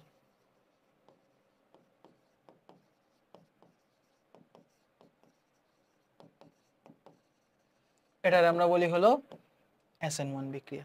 ঠিক আছে, যে বিক্রিয়ায় বলা ঠিক হয় নাই, যে নিউক্লিওফিলিক প্রতিস্থাপন বিক্রিয়ায়, যে নিউক্লিওফিলিক প্রতিস্থাপন বিক্রিয়ায়, যে নিউক্লিওফিলিক প্রতিস্থাপন বিক্রিয়ায় বিক্রিয়ার হার একটি অণুর ঘনমাত্রার উপর নির্ভরশীল, সেটাকে আমরা বলি হলো SN1 বিক্রিয়া। ঠিক আছে, সো কার উপর নির্ভরশীল? এই যে লিভিং গ্রুপ যে বাইরে হইতেছে তার উপর নির্ভরশীল। সো চলো দেখি বিক্রিয়ার মেকানিজমটা অনেক ইম্পর্টেন্ট। সো SN1 এর মেকানিজমটা কি আসলে? এই যে মেকানিজম, এটা 2 স্টেপে হয়। এই বিক্রিয়াটা কয় স্টেপে হয় ভাই? 2 স্টেপে হয়। খেয়াল করে দেখো কি কি স্টেপ হইতাছে, কি কি স্টেপ হইতাছে। 1 নাম্বার স্টেপ ওই বাইর হইতাছে, 2 নাম্বার স্টেপে ওই দুই কাজ হইতাছে। সিম্পল না? এক্স্যাক্টলি। সো 2 স্টেপে কি হবে? 2 স্টেপে হলো 1 নাম্বার স্টেপ হলো যে একজনের বের হবে, কি হবে? যে বেসিক্যালি কার্বোক্যাটায়নের উৎপত্তি দ্বারা বলতেছি, কার্বোক্যাটায়ন উৎপত্তি এবং 2 নাম্বার হলো নিউক্লিওফাইল এর আক্রমণ, ওকে ওকে। সো বেসিক্যালি কি হবে? এই যে আমাদের নিউক্লিওফাইল, এই যে আমাদের Rx হ্যালাইড, কি হবে? এখান থেকে হ্যালোজেন বের হয়ে যাবে। এই যে হ্যালোজেন আস্তে করে বের হয়ে যাবে। এই যে R+ উৎপন্ন হবে আর X- উৎপন্ন হবে, R+ উৎপন্ন হবে এবং কি হবে? X- উৎপন্ন হবে। এবং এই প্রসেসটা না অনেক slow. This process is a slow process. এটা একটা স্লো প্রসেস, ঠিক আছে? এটা একটা কি প্রসেস ভাই? Slow process. সো এটা হলো আমাদের স্টেপ 1। আর স্টেপ 2 তে কি হবে? এই যে বিলাই, এই বিলাই তো অনেক আরামেই ছিল। সো ধীরে সুস্থে বাইরে হইছে, সো এই কারণে এই প্রসেসটার আমরা কি বলি? Slow process. এবং তুমি যদি কেমিক্যাল কাইনেমেটিক্স মোটামুটি একটুও জানো, তুমি জানো যে ভাইয়া খুবই সিম্পল জিনিস, এখানে একটা ছোট ছোট ছোট কি আছে? ছোট কি বলে পাইপ আছে, আর এখানে একটা বড় পাইপ আছে। ঠিক আছে, সো একটা ছোট পাইপের সাথে আমি একটা বড় পাইপ যদি যুক্ত করে দেই, ছোট পাইপ দিয়ে যুক্ত করে দিই, তাহলে ফ্লো রেটটা বা কতটুকু পানি বাইর হবে সেটা আসলে কার উপর নির্ভর করবে? বড়টার সাইজের উপর নির্ভর করবে। তুমি এটা ধরো অনেক বিশাল করলা, তাও তো আসলে তুমি ফ্লো রেট বাড়াইতে পারবে না। বাড়াইতে পারবা পানি নির্গমন হার? না। পানি নির্গমন হার কার উপর নির্ভর করবে? সবচেয়ে ছোট পাইপের উপর নির্ভর করবে। বা বলতে পারো যে সবচেয়ে স্লোয়েস্ট স্টেপের উপর আমাদের বিক্রিয়ার হার নির্ভর করে। কি করে? বিক্রিয়ার হার নির্ভর করে। বেসিক্যালি SN1 বিক্রিয়ায় এই প্রথম ধাপের উপর বিক্রিয়ার হার নির্ভর করে। প্রথম ধাপের উপর কি করে? বিক্রিয়ার হার নির্ভর করে। এই কারণে তখন আমরা বলতে পারি যে এই যে বিক্রিয়ার হারটা রেট ইজ প্রপোর্শনাল টু এই অ্যালকাইল হ্যালাইডের ঘনমাত্রা, ঠিক আছে? রাসায়নিক পরিবর্তন চ্যাপ্টারের কথা মনে পড়াই দিলেন ভাইয়া, তাই না? রেট কি? Proportional to Rx। শুধু অ্যালকাইল হ্যালাইডের ঘনমাত্রার উপর নির্ভর করে, একজনের ঘনমাত্রার উপর নির্ভর করে এই বিক্রিয়াটা। ঠিক আছে, এটা হলো স্টেপ 1। আর স্টেপ 2 তে কি হবে? স্টেপ 2 তে আমাদের সুন্দর মতো আরেকজন বিলাই, এই যে আরেকজন নিউক্লিওফাইলের আক্রমণ, এই যে নিউক্লিওফাইল আক্রমণ করে নিউক্লিওফাইল সুন্দর মতো যুক্ত হয়ে গেছে। সো এইটা হলো আমাদের SN বিক্রিয়া, এটা হলো আমাদের কি? SN1 বিক্রিয়া। সো SN1 বিক্রিয়ায় কি হয়? কার্বোক্যাটায়ন উৎপন্ন হয় এবং কার্বোক্যাটায়নের উৎপত্তি হলো, আমরা এটারে বলি RDS, রেট ডিটারমাইনিং স্টেপ। এই যে রেট ডিটারমাইনিং স্টেপ, পুরাটা বিক্রিয়ার হার এই একটা মানে ফার্স্ট স্টেপের উপর নির্ভর করতেছে। কেন? কারণ এই ফার্স্ট স্টেপটা অনেক স্লো হয়। প্রথম স্টেপটা কি হয়? অনেক স্লো হয়। যেহেতু এই যে সবচেয়ে স্লোয়েস্ট স্টেপটা, এর কারণেই তো আমার বিক্রিয়ার হার আমরা নির্ণয় করতে পারি। সো এটা হবে আমাদের স্টেপ 1। ঠিক আছে, বিক্রিয়ার হার কি হবে? অ্যালকাইল হ্যালাইডের ঘনমাত্রার সমানুপাতিক। আর স্টেপ 2 তে কি হবে? নিউক্লিওফাইল আক্রমণ করবে। এখন কথা হলো SN1 বিক্রিয়া কারা দেয়? SN1 বিক্রিয়া কারা দেয়? এবার তোমাকে যদি আমি কোশ্চেন করি, SN1 বিক্রিয়া কারা দিবে? 1 ডিগ্রি অ্যালকাইল হ্যালাইড দিবে, 2 ডিগ্রি অ্যালকাইল হ্যালাইড দিবে, নাকি 3 ডিগ্রি অ্যালকাইল হ্যালাইড দিবে? খেয়াল করে দেখো, 3 ডিগ্রি অ্যালকাইল হ্যালাইডের কথা যদি বলি, 3 ডিগ্রি অ্যালকাইল হ্যালাইডের কথা যদি বলি, এখানে এই যে নিউক্লিওফাইল যে পিছন থেকে আক্রমণ করবে, নিউক্লিওফাইল আক্রমণ যদি করতে চায়, ধরো আমি বললাম নিউক্লিওফাইল পিছন থেকে আক্রমণ করতে যেতেছে, ওই আক্রমণ করতে পারবে না। কেন? কারণ এই যে মিথাইল বড় গ্রুপ, মিথাইল আরেকটা বড় গ্রুপ, সেখানে কি আছে? স্টেরিক হিন্ডারেন্স বেশি আছে, স্টেরিক বাধা বেশি আছে 3 ডিগ্রির ক্ষেত্রে। এই কারণে নিউক্লিওফাইল কিন্তু আক্রমণ করার মতো ক্ষমতা নাই, নিউক্লিওফাইলের আক্রমণ করার মতো কি শক্তি নাই। সো এক্ষেত্রে কি হবে, আগে হ্যালোজেন বের হবে, পরে নিউক্লিওফাইল যুক্ত হবে। সো এই কারণে আমরা বলতে পারি যে SN1 বিক্রিয়ার হার হার হার কিন্তু সবচেয়ে বেশি 3 ডিগ্রিতে, এরপর 2 ডিগ্রিতে, এরপর বিক্রিয়া অ্যাকচুয়ালি 1 ডিগ্রিতে হয় না, 1 ডিগ্রিতে SN1 বিক্রিয়া হয় না, ঠিক আছে। সবচেয়ে বেশি হয় 3 ডিগ্রিতে, এরপর 2 ডিগ্রিতে, এরপর 1 ডিগ্রিতে। কেন? কারণ 3 ডিগ্রিতে সবচেয়ে বেশি স্টেরিক বাধা, এরপর 2 ডিগ্রিতে স্টেরিক বাধা, এরপর 1 ডিগ্রিতে তো কোনো বাধাই নেই, পিছন দিয়ে আইসা লাগায় দেয়। ওকে, এটা হলো আমাদের SN1 বিক্রিয়া। এছাড়াও আরেকটা জিনিস তুমি খেয়াল করে দেখতে পারো যে SN1 বিক্রিয়ার ক্ষেত্রে আমাদের এই যে CH3, এই যে CH3, এখানে যে আমাদের হ্যালোজেনটা বের হয়ে যায়, হ্যালোজেনটা কি হয়, বের হয়ে যায়, তাই না? হ্যালোজেনটা বের হইলে যেই কার্বোক্যাটায়নটা উৎপন্ন হয় সেটা হলো 3 ডিগ্রি কার্বোক্যাটায়ন, 3 ডিগ্রি কার্বোক্যাটায়ন, তাই না? তাই না? এটা হলো আমাদের 3 ডিগ্রি কার্বোক্যাটায়ন। আর এই স্টেপটা কি, slow step, slow step. So 3 degree carbocation যেহেতু বের হয়, সেক্ষেত্রে 3 ডিগ্রি কার্বোক্যাটায়ন সবচেয়ে বেশি স্টেবল, এই কারণে SN1 বিক্রিয়া এখানে বেশি, SN1 বিক্রিয়া 3 ডিগ্রির ক্ষেত্রে বেশি হয়, ঠিক আছে। এক নম্বর তো স্টেরিক বাধা, স্টেরিক বাধা। 2 নম্বর রিজন হলো যে 3 ডিগ্রি কার্বোক্যাটায়ন সবচেয়ে বেশি স্টেবল, এই কারণে কি হবে, এইখানে এই হ্যালোজেনটারে বের করে দিতে পারবে সহজে, হ্যালোজেনটারে কি করতে পারবে, বের করে দিতে পারবে সহজে, ঠিক আছে। সো SN1 বিক্রিয়ার ক্ষেত্রে আমাদের রেট হলো rate is proportional to কি, alkyl halide K is equal to RS। এছাড়াও এই বিক্রিয়ার হার কিন্তু সবচেয়ে বেশি 3 ডিগ্রি, এরপর 2 ডিগ্রি, এরপর হলো আমাদের 1 ডিগ্রি, ঠিক আছে। ওকে, কারণ কি, রিজন হলো যে 3 ডিগ্রিতে স্টেরিক বাধা সবচেয়ে বেশি, আর 3 ডিগ্রির ক্ষেত্রে আমাদের কার্বোক্যাটায়ন সবচেয়ে বেশি স্টেবল। ওকে, এই পর্যন্ত বুঝতে পারছো, এই পর্যন্ত বুঝতে পারছো? ওকে, বুঝতে পারছি। এবার SN2 বিক্রিয়ার কথা যদি বলি, SN2 বিক্রিয়া, এবার এই ছবির দিকে তাকাও, এখানে কি আছে, ওই হলো শক্তিশালী নিউক্লিওফাইল আক্রমণ করে, শক্তিশালী নিউক্লিওফাইল আক্রমণ করে এই যে এই বিড়ালের সাথে ধস্তাধস্তি করে এই বিড়ালরে বের করে দিল, এবং কোন দিক থেকে আক্রমণ করলো, পেছন দিক থেকে আক্রমণ করলো। সো বেসিক্যালি SN2 বিক্রিয়ার ক্ষেত্রে কি হবে, SN2 বিক্রিয়া হলো এমন একটি বিক্রিয়া, এই যে SN2 বিক্রিয়া হলো এমন একটি বিক্রিয়া, এটা হলো যার কি আছে, যার হার কিসের উপর নির্ভর করে, দুটি অণুর উপর, দুটি অণুর ঘনমাত্রার উপর নির্ভর করে। কয়টা অণুর ঘনমাত্রার উপর নির্ভর করে ভাই, 2টা অণুর ঘনমাত্রার উপর নির্ভর করে।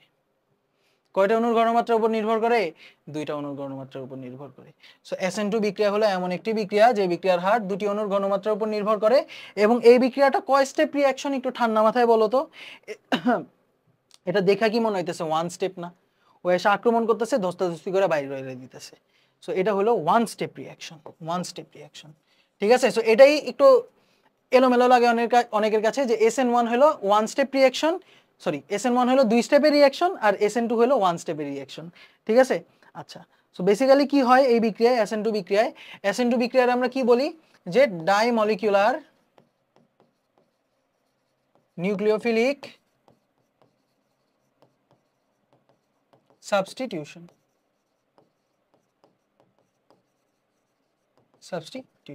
সো বেসিক্যালি এখানে কি হয়, এই যে অ্যালকাইল হ্যালাইড আছে, আর এখানে কি আছে, নিউক্লিওফাইল আছে।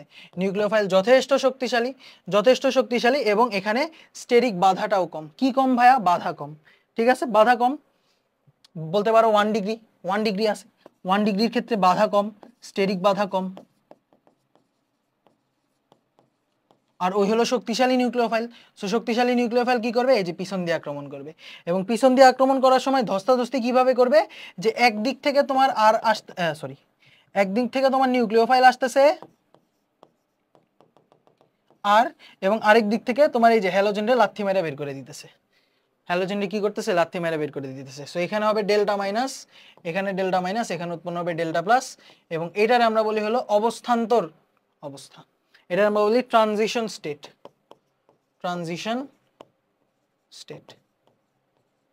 ঠিক আছে। এখানে কোনো অন্তর্বর্তী যৌগ উৎপন্ন হবে না, তবে অন্তর্বর্তী একটা অবস্থার সৃষ্টি হবে, যেখানে এই যে আর বের হয়ে যেতেছে, আর এখানে কি হইতেছে, নিউক্লিওফাইলটা ঢুকতেছে, এবং একটা সময় পর কি হবে, যে এই যে নিউক্লিওফাইল এখানে ঢুকে গেল, আর এখানে এক্স বের হয়ে গেল, এক্স মাইনাস বের হয়ে গেল। সো এইটারে আমরা বলি হলো SN2 বিক্রিয়া। কেন বলো তো? এইবার এই রিঅ্যাকশনের রেট, এই যে SN2 বিক্রিয়ার হার বা রেট কিন্তু এবার কার কার সমানুপাতিক হইতেছে? অ্যালকাইল হ্যালাইডের ঘনমাত্রারও সমানুপাতিক হইতেছে, আবার নিউক্লিওফাইলের ঘনমাত্রারও সমানুপাতিক হইতেছে, তাই না? সো বেসিক্যালি অ্যালকাইল হ্যালাইড এবং নিউক্লিওফাইল দুইজনেরই ঘনমাত্রার উপর নির্ভর করে যে বিক্রিয়া, সেটারে আমরা বলি SN2 বিক্রিয়া। যে নিউক্লিওফিলিক প্রতিস্থাপন বিক্রিয়ার হার অ্যালকাইল হ্যালাইড এবং নিউক্লিওফাইল দুইজনের উপরই নির্ভর করে। কারণ কি, এখানে দুইজন বিক্রিয়া করতেছে না, এখানে বিক্রিয়ক কে? দুইটা বিক্রিয়ক না? এই যে আমাদের RX, এটা একটা বিক্রিয়ক, নিউক্লিওফাইল এটাও কি আমাদের বিক্রিয়ক, এবং নিউক্লিওফাইল পিছন দিয়ে আক্রমণ করে, তাই না? বুঝতে পারতেছো? ওকে, এই বিক্রিয়ার হার কিন্তু দুইজনের উপর নির্ভরশীল। এটা হলো আমাদের SN2 বিক্রিয়া। এই যে SN2 বিক্রিয়ার আমি কিন্তু মেকানিজমও এক স্টেপে দেখাই দিছি। সো এটা হলো আমাদের ওয়ান স্টেপ রিঅ্যাকশন, এটা হলো আমাদের ওয়ান স্টেপ রিঅ্যাকশন। এবং এখানে কি হয়? অন্তর্বর্তী অবস্থার সৃষ্টি হয়, কি বলে, ট্রানজিশন স্টেটের সৃষ্টি হয়, সোজা কথা। এবং মাঝখানে কোনো মধ্যবর্তী যৌগ সৃষ্টি হয় না, কোনো কি হয় না, মধ্যবর্তী যৌগ বা কার্বোক্যাটায়ন সৃষ্টি হয় না। এবং বিক্রিয়ার হার কি, একটা ধাপের যেহেতু বিক্রিয়ার হার এই দুজনের উপর নির্ভর করে। ঠিক আছে, ইজি SN2। অনেকে যারা আছে ফার্স্ট ইয়ারে পোলাবান, যারা হয়তো দেখতেছো, তোমাদের এখনই কঠিন লাগা শুরু হয়ে গেছে না SN1 SN2? কারণ কি ভাইয়া, এই যে এই সমানুপাতিক কি দিছেন কিচ্ছু বুঝি নাই, এটা তো রাসায়নিক পরিবর্তন চ্যাপ্টারে পড়া, তাই না? বিক্রিয়ার হার কি হয়? বিক্রিয়কের কি ঘনমাত্রার গুণফলের সমানুপাতিক হয়, তাই না? এবং এখানে কি দুইজনের পাওয়ার হলো 1, তাহলে 1 + 1 হলো কত? 2। এটা কোন অর্ডার রিঅ্যাকশন? দ্বিতীয় ক্রম বিক্রিয়া। এটা কোন ক্রম বিক্রিয়া? দ্বিতীয় ক্রম বিক্রিয়া, দ্বিতীয় ক্রম বিক্রিয়া। আর SN1 বিক্রিয়া কি? প্রথম ক্রম বিক্রিয়া, কারণ একজনের উপর নির্ভর করে। সিম্পল, SN1 SN2 বুঝা গেছি। আচ্ছা, সো SN2 বিক্রিয়ার হার কিসের উপর নির্ভর করে? সবচেয়ে বেশি হয় হলো 1 ডিগ্রিতে। এই যে বিক্রিয়ার নাম কি? ইউনিমলিকুলার নিউক্লিওফিলিক সাবস্টিটিউশন। আর SN2 হলো বাইমলিকুলার বা ডাইমলিকুলার নিউক্লিওফিলিক সাবস্টিটিউশন। ঠিক আছে। আচ্ছা, বিক্রিয়ার হার আর কি RX এর সমানুপাতিক, অ্যালকাইল হ্যালাইডের ঘনমাত্রা সমানুপাতিক ধ্রুবক সরাই ফেললে কি আসে? বিক্রিয়ার হার ধ্রুবক আসে, বিক্রিয়ার হার ধ্রুবক। আচ্ছা, এখানে কি দুইজনের ঘনমাত্রার উপর নির্ভরশীল, R = K × RX × NU, দুইজনের উপর নির্ভরশীল। আচ্ছা, এখানে বৈশিষ্ট্য কি? SN1 নির্ভর করে কেবল কার্বোক্যাটায়নের উপর, তাই না? অ্যালকাইল হ্যালাইডের উপর অ্যাকচুয়ালি। আর অন্যদিকে SN2 নির্ভর করে অ্যালকাইল হ্যালাইড RX এর উপর। ঠিক আছে, অ্যালকাইল হ্যালাইড এবং নিউক্লিওফিলিক দুইজনের উপর। আর SN1 বিক্রিয়ায় মেকানিজম কি? 2 স্টেপ বিক্রিয়া, এবং এখানে কি উৎপন্ন হয়? কার্বোক্যাটায়ন উৎপন্ন হয়, তাই না? কার্বোক্যাটায়ন উৎপন্ন হয়। আর SN2 এর ক্ষেত্রে এটা হলো 1 স্টেপ রিঅ্যাকশন, এবং এখানে আক্রমণ কোন দিক দিয়ে হয়? ব্যাক সাইড থেকে আক্রমণ হয়, তাই না? পিছন দিক থেকে আক্রমণ হয়। অন্যদিকে কার্বোক্যাটায়নের ক্ষেত্রে মানে SN1 এর ক্ষেত্রে মধ্যবর্তী যৌগ কার্বোক্যাটায়ন উৎপন্ন হয়, বাট SN2 এর ক্ষেত্রে মধ্যবর্তী যৌগ উৎপন্ন হয় না, তবে অবস্থান্তর অবস্থা বা ট্রানজিশন স্টেট উৎপন্ন হয়, ট্রানজিশন স্টেট দেখা যায়। আচ্ছা, এবার SN1 বিক্রিয়ার ক্ষেত্রে আলোক সক্রিয়তা, রেসিমাইজেশন, ভাই রেসিমিক মিক্সচার পড়ছো না? ওরকম বেসিক্যালি এখানে কি হয়? সেমই থাকে, মানে আলোক সক্রিয়তার পরিবর্তন হয় না, আলোক সক্রিয়তার একই থাকে। অন্যদিকে তুমি যদি SN2 বিক্রিয়া করো সেক্ষেত্রে ইনভার্জন হয়ে যায়। ধরো যৌগটা আগে ছিল L থেকে হয়ে যাবে D, আগে ছিল D থেকে হয়ে যাবে L। কেন? কারণ ওই যে উল্টা দিক থেকে আক্রমণ করছে, একদম লিটারালি। এই যে দেখাই তোমারে, এই যে CH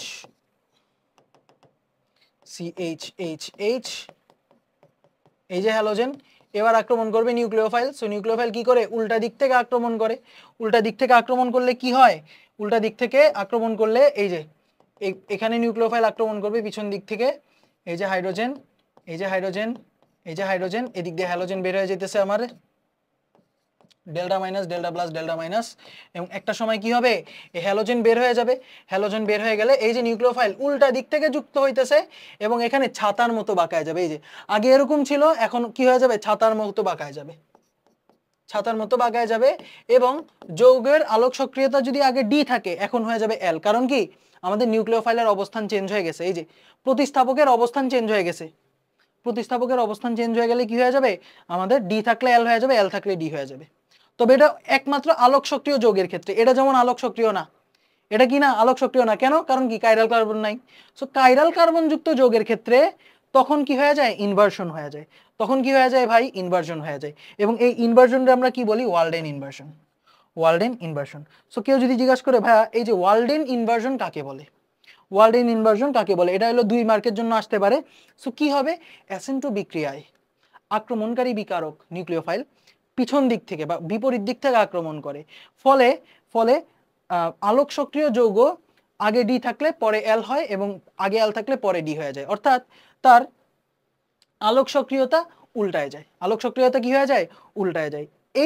এটাকে আমরা কি বলি, ওয়ালডেন ইনভার্সন বলি। বুঝতে পারছো? বুঝতে পারছি। আচ্ছা, এবং সক্রিয়তা সবচেয়ে বেশি হয় 3 ডিগ্রিতে। কারণ কি SN1 সবচেয়ে বেশি 3 ডিগ্রিতে কেন হয়, কারণ 3 ডিগ্রিতে স্টেরিক বাধা বেশি। 1 নম্বর কথা স্টেরিক বাধা বেশি। 2 নম্বর কথা 3 ডিগ্রি কার্বোক্যাটায়ন সবচেয়ে বেশি স্টেবল, সবচেয়ে বেশি স্টেবল। সো সবচেয়ে বেশি স্টেবল হওয়ার কারণে অনেক ইজিলি কি করে দিতে পারে, হ্যালোজেনকে লাথি মারে বের করে, মানে হ্যালোজেন বের হয়ে যেতে পারে আর কি। ঠিক আছে, এবং পরে নিউক্লিওফাইল যুক্ত হয়। আচ্ছা, আর SN2 বিক্রিয়ার ক্ষেত্রে 1 ডিগ্রি সবচেয়ে বেশি হয়, 2 ডিগ্রি এরপর হয়, 3 ডিগ্রিতে হয় না বলতে গেলে। ঠিক আছে, কেন 1 ডিগ্রিতে হয়, কারণ 1 ডিগ্রিতে কোনো স্টেরিক বাধা নাই, পিছন দিয়ে আসলো, আস্তে করে মাইরা দিয়ে চলে গেল না, মানে রয়ে গেল, লাথি মারা বের করে দিল আরেকজনে। আর 2 ডিগ্রি ক্ষেত্রে একটু কম হয়, আর 3 ডিগ্রির ক্ষেত্রে কি একদমই হয় না। ঠিক আছে, এবং এখানে আমাদের মনে রাখা লাগবে SN1 এর জন্য পোলার প্রতীক দ্রাবক লাগে। কি লাগে, পোলার প্রতীক দ্রাবক। পোলার মানে কি, পোলার মানে হলো আমরা জানি যে দুইটা পোল সৃষ্টি হয়, দুইটা পোল সৃষ্টি হয়, অর্থাৎ মেরু মেরু আছে যেই যৌগগুলিতে, মানে ডেল্টা প্লাস ডেল্টা মাইনাস আছে যেই যৌগগুলিতে। এবং কি হওয়া লাগে দ্রাবকরে, প্রতীক মানে হাইড্রোজেন থাকা লাগে, প্রোটন ডোনেট করার ক্ষমতা থাকা লাগে। SN1 ইউজুয়ালি পোলার প্রতীক দ্রাবকে হয়। আর অন্যদিকে SN2 কিসে হয়, SN2 হয়ে যায় হলো অ্যাপ্রোটিক, পোলার অ্যাপ্রোটিক, মানে তোমার ইয়া আছে, কি বলে, পোলারিটি আছে, পোলারিটি আছে, বাট হাইড্রোজেন দেওয়ার ক্ষমতা নেই, হাইড্রোজেন দেওয়ার ক্ষমতা নেই। যেমন অ্যাসিডন, অ্যাসিডন কি হাইড্রোজেন দিতে পারবে, দিতে পারবে না। কিন্তু অ্যাসিডনে কি আছে, অ্যাসিডনে কিন্তু পোলারিটি আছে, এই যে অ্যাসিডনে এই যে ডেল্টা মাইনাস ডেল্টা প্লাস, এটারে আমরা পোলারিটি বলি না, মেরু, পজিটিভ আর নেগেটিভ মেরু আছে, বাট হাইড্রোজেন দেওয়ার ক্ষমতা নেই। সো পোলার অ্যাপ্রোটিক সলভেন্টে SN2 বিক্রিয়া ভালো হয়, পোলার অ্যাপ্রোটিক সলভেন্টে কি হয়, SN2 বিক্রিয়া ভালো হয়। এছাড়াও SN1 এর ক্ষেত্রে আমাদের আক্রমণকারী নিউক্লিওফাইল, এই নিউক্লিওফাইল হলো SN1 এর ক্ষেত্রে হয় দুর্বল, আর SN2 এর ক্ষেত্রে হয় হলো সবল। ঠিক আছে, তবে মেইনলি ডিপেন্ড করে ডিগ্রির উপর, বিক্রিয়ার হার মেইনলি ডিপেন্ড করে ডিগ্রির উপর। ওকে, কারণ আমরা জানি যে একানবিক অ্যালকাইল হ্যালাইডের উপরই দিন শেষে নির্ভর করে। ঠিক আছে, নিউক্লিওফাইল দুর্বল হয়, এখানে নিউক্লিওফাইল সবল হয়। বুঝতে পারছো এই পর্যন্ত? যদি বুঝতে পেরে থাকো তাহলে আমরা কিছু রিয়াকশন দেখে ফেলি। অ্যালকাইল হ্যালাইডে কি কি প্রতিস্থাপন করতে পারবা তুমি? যদি সোডিয়াম হাইড্রোক্সাইডের সাথে অথবা পটাশিয়াম হাইড্রোক্সাইডের সাথে রিয়াকশন দাও, তাহলে কি হবে, OH মাইনাস আক্রমণ করবে। কি করবে ভাই, OH মাইনাস আক্রমণ করবে, আক্রমণ করে এই যে হ্যালোজেনরে OH দিয়ে রিপ্লেস করে ফেলবে। সো উৎপন্ন হবে ROH, উৎপন্ন কি হবে ভাই, ROH উৎপন্ন হবে। আচ্ছা, এবার NaCN, sodium cyanide potassium cyanide, এর ক্ষেত্রেও কি হবে, Na+CN K+CN-, so basically cyanide আক্রমণ করবে। কে আক্রমণ করবে ভাই, সায়ানাইড আক্রমণ করবে, এবং সায়ানাইড আক্রমণ করলে হ্যালোজেনের জায়গায় যুক্ত হয়ে যাবে RCN, হ্যালোজেনের জায়গায় যুক্ত কি হয়ে যাবে, RCN যুক্ত হয়ে যাবে। সো অ্যালকাইল সায়ানাইড উৎপন্ন করবে। অন্যদিকে AgCN যদি হয়, সেক্ষেত্রে কিন্তু আক্রমণকারী নিউক্লিওফাইল এবার একটু আলাদা হবে। কারণ সিলভারের ক্ষেত্রে আমরা কি বলছিলাম, সিলভার হলো আমাদের সিউডো নোবেল গ্যাস স্ট্রাকচার থাকে, বা আমরা বলতে পারি যে ডি অরবিটাল পূর্ণ থাকে, তখন কি হয়, সমযোজী ধর্ম অনেক বেশি বৃদ্ধি পায়, সমযোজী ধর্ম অনেক বেশি বৃদ্ধি পায়। ফলে এই যে এজি, এই CN, Ag C triple bond N যে আছে, এজি সি ট্রিপল বন্ড যে এন আছে, এখানে এজি আর সায়ানাইডের বন্ধনটা ভাঙে না, এই বন্ধনটা ভাঙে না, কারণ এই বন্ধনটা এখন সমযোজী আছে, এই বন্ধনটা কি হয় না, ভাঙে না। তখন আক্রমণ কে করে জানো, এই নাইট্রোজেন আক্রমণ করে। কি করে ভাই, AgCN যদি ইউজ করো তখন আক্রমণ কে করবে, নাইট্রোজেন আক্রমণ করবে, এবং নাইট্রোজেন যদি আক্রমণ করে তখন আমাদের উৎপন্ন হয়ে যাবে RNC, আইসোসায়ানাইড, অ্যালকাইল আইসোসায়ানাইড উৎপন্ন হবে। ঠিক আছে, এজি সিলভার যদি ইউজ করো তখন কি নাইট্রোজেন গিয়ে আক্রমণ করবে। বুঝতে পারছি? ওকে, বুঝতে পারছি। এবার NaNO2 এর কথা যদি বলি, NaNO2 যদি নাও তাহলে এই যে প্লাস, এই যে NO2 মাইনাস, ঠিক আছে। এক্ষেত্রে এই যে Na প্লাস NO2 মাইনাস যদি থাকে, NaNO2 রে কেমনে লেখে বলো তো? NaNO2 রে কেমনে লেখে? এই যে NaNO2, NaNO2, NO2 মানে কি? এই যে নাইট্রোজেন আছে, ও আছে, ও এর সাথে কিন্তু নাইট্রোজেন, অক্সিজেনের সাথে নাইট্রোজেন যুক্ত থাকে। এখানে কে যুক্ত থাকে? অক্সিজেনের সাথে নাইট্রোজেন যুক্ত থাকে।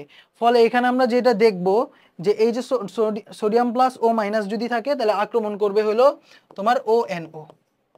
আক্রমণ কে করবে ভাই? ONO। এই যে প্লাস মাইনাস যদি হয় আক্রমণ করবে ONO, এবং এখানে উৎপন্ন হবে আমাদের RONO2, RONO এটা উৎপন্ন হবে। আর এই যে সিলভার যদি থাকে সেক্ষেত্রে সিলভার তো অক্সিজেনের সাথে যুক্ত আছে, আর এই যে NO, N ডাবল বন্ড, এখানে কি হবে? এই যে নাইট্রোজেন লোন পেয়ার দিবে। নাইট্রোজেন কি করবে? এখানে নাইট্রোজেন আক্রমণ করবে, এবং এখানে উৎপন্ন হবে হলো, যুক্ত হবে হলো RNO2, আর কি NO2।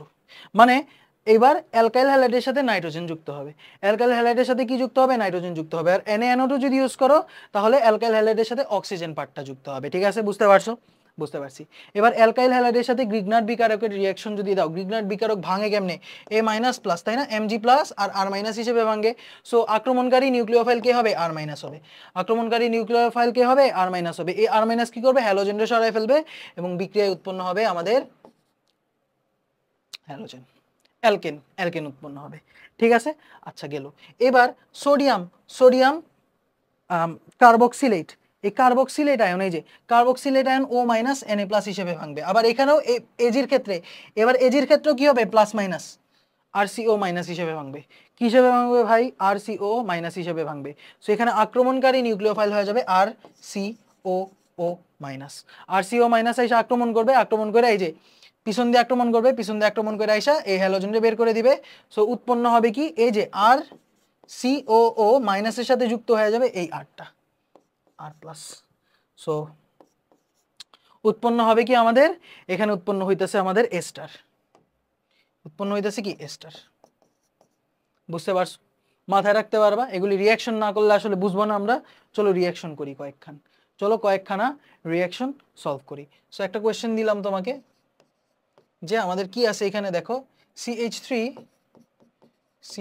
CH2 Cl এর সাথে যদি আমি NaCN এর বিক্রিয়া দেই তখন কি উৎপন্ন হবে? এরপর আমি পটাশিয়াম আয়োডাইডের সাথে যদি বিক্রিয়া দেই তখন কি উৎপন্ন হবে? এরপর আমি যদি তোমাকে CH3 COONA, হ্যাঁ, সোডিয়াম ইথানয়েটের সাথে বিক্রিয়া দিই তখন কি উৎপন্ন হবে? এরপর আমি সিলভার নাইট্রাইটের সাথে যদি বিক্রিয়া দিই তখন কি উৎপন্ন হবে? সো চলো দেখি কি উৎপন্ন হয়। NaCN কিভাবে ভাঙবে? Na প্লাস CN মাইনাস, বা ইউজুয়ালি আমরা দেখি কিন্তু KCN এর সাথে বিক্রিয়া দেয়। ঠিক আছে, বইগুলিতে KCN দেওয়া। সো কি হবে? এই যে ক্লোরিন রে সরায়া CN বসে যাবে, উৎপন্ন হবে CH3 CH2, এখানে জাস্ট CN যুক্ত হয়ে যাবে। CH3 CH2 কি যুক্ত হয়ে যাবে? CN যুক্ত হয়ে যাবে। ভালো কথা, CH3 CH2 CN যুক্ত হয়ে যাবে। আর এখানে পটাশিয়াম আয়োডাইডের ক্ষেত্রে K প্লাস I মাইনাস হিসেবে থাকবে, তাই তো? K প্লাস I মাইনাস হিসেবে থাকবে। সো এখানে কে যুক্ত হয়ে যাবে? আয়োডিন যুক্ত হয়ে যাবে। ঠিক আছে, ঠিক আছে। আর এখানে CH3CONA, এই যে মাইনাস প্লাস আক্রমণ করবে কে? CH3CO মাইনাস, ওই পিছন দিয়ে আক্রমণ করবে, এবং কি হবে? এই যে CH3COO এর সাথে যুক্ত থাকবে হলো CH3CH2, যুক্ত থাকবে কত? CH2CH3। ঠিক আছে, এই CH2CH3, এই যে এই আটটা এখানে যুক্ত হবে। এরটা কি হবে? এখানে যুক্ত হবে, এবং এই বিক্রিয়াটারে আমরা কি বলবো? ইথাইল ইথানয়েড। এই ইথাইলের আমরা কি বলি? সুপার প্রিফিক্স বলি, তাই না? অক্সিজেনের সাথে যেটা যুক্ত থাকে সেটার আমরা কি বলি? সেটার নাম আগে নেই, এরপর বাকিটারে ওয়েট দিই। So ethyl ethanoate. ওকে। আর এই যে NO2 সাথে রিঅ্যাকশন করলে কে কে আক্রমণ করবে? এই নাইট্রোজেনটা আক্রমণ করবে। নাইট্রোজেন আক্রমণ করলে উৎপন্ন হবে CH3 CH2, এই যে NO2। ঠিক আছে, নাইট্রো কি? Nitro ethane. ওকে। আর অন্যদিকে যদি আমি NaNO2 এর সাথে বিক্রিয়া দেই, সো Na মানে কি? এই যে NaONO, সো এই যে মাইনাস প্লাস এই ONO গিয়ে আক্রমণ করবে, তখন উৎপন্ন হবে CH3 CH2 ONO। ওকে, বুঝতে পারছো? এই পর্যন্ত অ্যালকাইল হ্যালাইড আমাদের শেষ শেষ। এবার দেখো বইয়ের একটা ইজি কোশ্চেন দিছে, বলছে CH3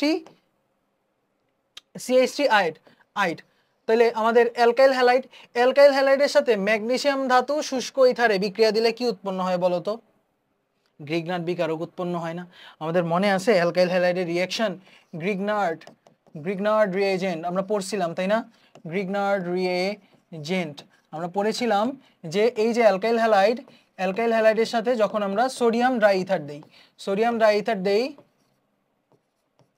তখন উৎপন্ন হয় হলো অ্যালকেন, তাই না? এরপর জিঙ্ক ড্রাই ইথার দিলেও উৎপন্ন হয় অ্যালকেন। বাট আমি যখন ম্যাগনেসিয়াম ড্রাই ইথার দিই তখন কি হয়? এই হ্যালোজেন আর এই অ্যালকেনের মাঝামাঝি কি কে যুক্ত হয়ে যায়? ম্যাগনেসিয়াম যুক্ত হয়ে যায় আর MgX উৎপন্ন করে। Mg প্লাস এবং আর মাইনাস হিসেবে এটা সব সময় থাকে, তাই না? Mg প্লাস এবং আর মাইনাস হিসেবে থাকে। সো এখানে কি হবে? CH3 আয়োডাইডের সাথে ম্যাগনেসিয়াম ধাতুর বিক্রিয়া হলে উৎপন্ন হবে CH3Mgi উৎপন্ন হবে। আচ্ছা ভালো কথা। এবার অ্যাকুয়াস KOH যদি যুক্ত করো পটাশিয়াম হাইড্রোক্সাইড তখন উৎপন্ন হয়ে যাবে অ্যালকোহল CH3OH, তাই না? কারণ কি এখানে আক্রমণ করবে কে? OH মাইনাস আক্রমণ করবে। এই যে অ্যাকুয়াস যদি যাও OH মাইনাস আক্রমণ করে আর OH উৎপন্ন করবে, ঠিক আছে? আর OH উৎপন্ন করলো। আর লাস্ট বাট নট লিস্ট এই যে সোডিয়াম শুষ্ক ধাতুর সাথে বিক্রিয়া দিলে সোডিয়াম ধাতু আর শুষ্ক ইথারের সাথে বিক্রিয়া দিলে কি হবে? এই CH3 এটা ভাঙা যাবে, ফ্রি রেডিক্যাল উৎপন্ন হবে, দুইটা ফ্রি রেডিক্যাল যুক্ত হয়ে ইথেন উৎপন্ন করবে এবং এটা আমরা কিন্তু পড়ছিলাম। সো এ হয়ে যাবে হলো ইথেন, বি হয়ে যাবে আমাদের CH3MgI এবং সি হয়ে যাবে আমাদের CH3OH। সিম্বল না? সিম্বল কিনা বুঝতে পারছো? বুঝতে পারছি। এবার এলিমিনেশন রিঅ্যাকশন আমরা বলছি যে maybe letter we gonna see that. So 25 ব্যাচের তো এটা আর লাগবে না, 26 থেকে লাগবে। সো 26-এর জন্য আলাদা আমরা কোনো একটা সময় বের করে ফেলবো। ওকে, এবার অ্যারাইল হ্যালাইড সাধারণত প্রতিস্থাপন বিক্রিয়া দেয় না। অ্যারাইল হ্যালাইড কি করে না? সাধারণত প্রতিস্থাপন বিক্রিয়া দেয় না, কারণ অ্যালকাইল হ্যালাইডের তুলনায় অ্যারাইল হ্যালাইডের সক্রিয়তা কম। কেন সক্রিয়তা কম? এই যে ক্লোরোবেনজিনের কথা যদি বলি এখানে আসলে কি হয়? ক্লোরোবেনজিন কি করে এখানে বলো তো? হ্যাঁ, ক্লোরোবেনজিন এখানে এই যে লোন পেয়ার, তাই না? ক্লোরিনের অনেকগুলি লোন পেয়ার। ক্লোরিন কি করে? এখানে বন্ডটা ডোনেট করে দেয় না বেনজিনকে কি করে? বন্ডটা দিয়ে দেয় এবং এখানে রেজোনেন্স হয়। এখানে কি হয়? রেজোনেন্স হয় এবং রেজোনেন্স হওয়ার কারণে এখানে কি একবার ডাবল বন্ড থাকে, একবার ডাবল বন্ড থাকে না। আমরা দেখছি রেজোনেন্সে কি হয়, একবার ডাবল বন্ড থাকে, একবার ডাবল বন্ড থাকে না। বেসিক্যালি এখানে একটা পার্শিয়াল ডাবল বন্ড ক্যারেক্টারিস্টিক্স থাকে। কি থাকে এখানে? পার্শিয়াল ডাবল বন্ড ক্যারেক্টারিস্টিক্স থাকে। এই কারণে সহজে এটা ভাঙতে চায় না। বুঝতে পারছো? সো এখানে কি থাকে? পার্শিয়াল আংশিক দ্বিবন্ধন ধর্ম থাকে। তাই কি হয় না? সহজে ভাঙে না। সো সহজে ভাঙে না। ওকে, আংশিক দ্বিবন্ধন থাকে, এই কারণে সহজে ভাঙে না। এই কারণে অ্যারাইল হ্যালাইড সহজে বিক্রিয়া দিতে চায় না। অ্যারাইল হ্যালাইড কি করে না? প্রতিস্থাপন বিক্রিয়া দিতে চায় না। তবে এক্সট্রিম কন্ডিশনে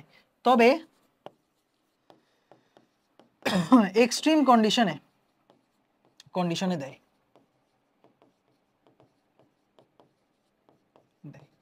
ঠিক আছে, এক্সট্রিম কন্ডিশনে দেয় এবং এই এক্সট্রিম কন্ডিশনে দুইটা বিক্রিয়া আমাদের জানা লাগবে। এক্সট্রিম কন্ডিশনে কি জানা লাগবে? দুইটা বিক্রিয়া জানা লাগবে। এগুলি 10 স্টার টপিক, 10 স্টার। এখান থেকে একটা কোশ্চেন দেখেই ভাই, সব সময় এই বিক্রিয়াটা দেখবে। এই যে সো ক্লোরোবেনজিন আছে, এর যদি সোডিয়াম হাইড্রোক্সাইডের সাথে 450 ডিগ্রি সেলসিয়াস তাপমাত্রায় 400 ATM চাপে যদি আমি উত্তপ্ত করি তখন এই যে সোডিয়াম হাইড্রোক্সাইড এই ক্লোরিনে রিপ্লেস করে উৎপন্ন করবে ইনেট ওনা উৎপন্ন করবে। ঠিক আছে, এটার আমরা বলি সোডিয়াম ফিনক্সাইড উৎপন্ন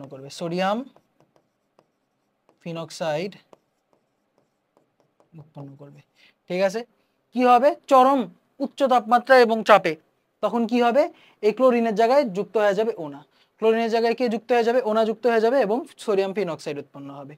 কি উৎপন্ন হবে ভাই? সোডিয়াম ফিনক্সাইড। এবার এই সোডিয়াম ফিনক্সাইডকে যদি তুমি অ্যাসিডিফাই করো, যে অ্যাসিড দিয়ে দিলা, সো কি হয়ে যাবে? এই মাইনাসের সাথে H+ যুক্ত হয়ে যাবে আর এখানে সোডিয়াম ক্লোরাইড লবণ সুন্দর মতো বের হয়ে যাবে। সো উৎপন্ন হবে আমাদের ফেনল প্লাস হলো NaCl। ঠিক আছে, আমরা কি করতে পারি, এখান থেকে ফেনল উৎপন্ন করতে পারি, ক্লোরোবেনজিনের থেকে ফেনল উৎপন্ন করতে পারি 450 ডিগ্রি সেলসিয়াস তাপমাত্রা 400 এটিএম চাপে, এরকমই কিছু একটা ছিল। সো আমার এত কিছু মনে নাই ভাই, উচ্চ তাপমাত্রা এবং চাপে বইলা দিবা সোডিয়াম হাইড্রোক্সাইডের সাথে বিক্রিয়া। তো এখানে কি প্রতিস্থাপন বিক্রিয়া হয়েছে না, ক্লোরিনের জায়গায় কে এসে পড়ছে, ও না এসে পড়ছে।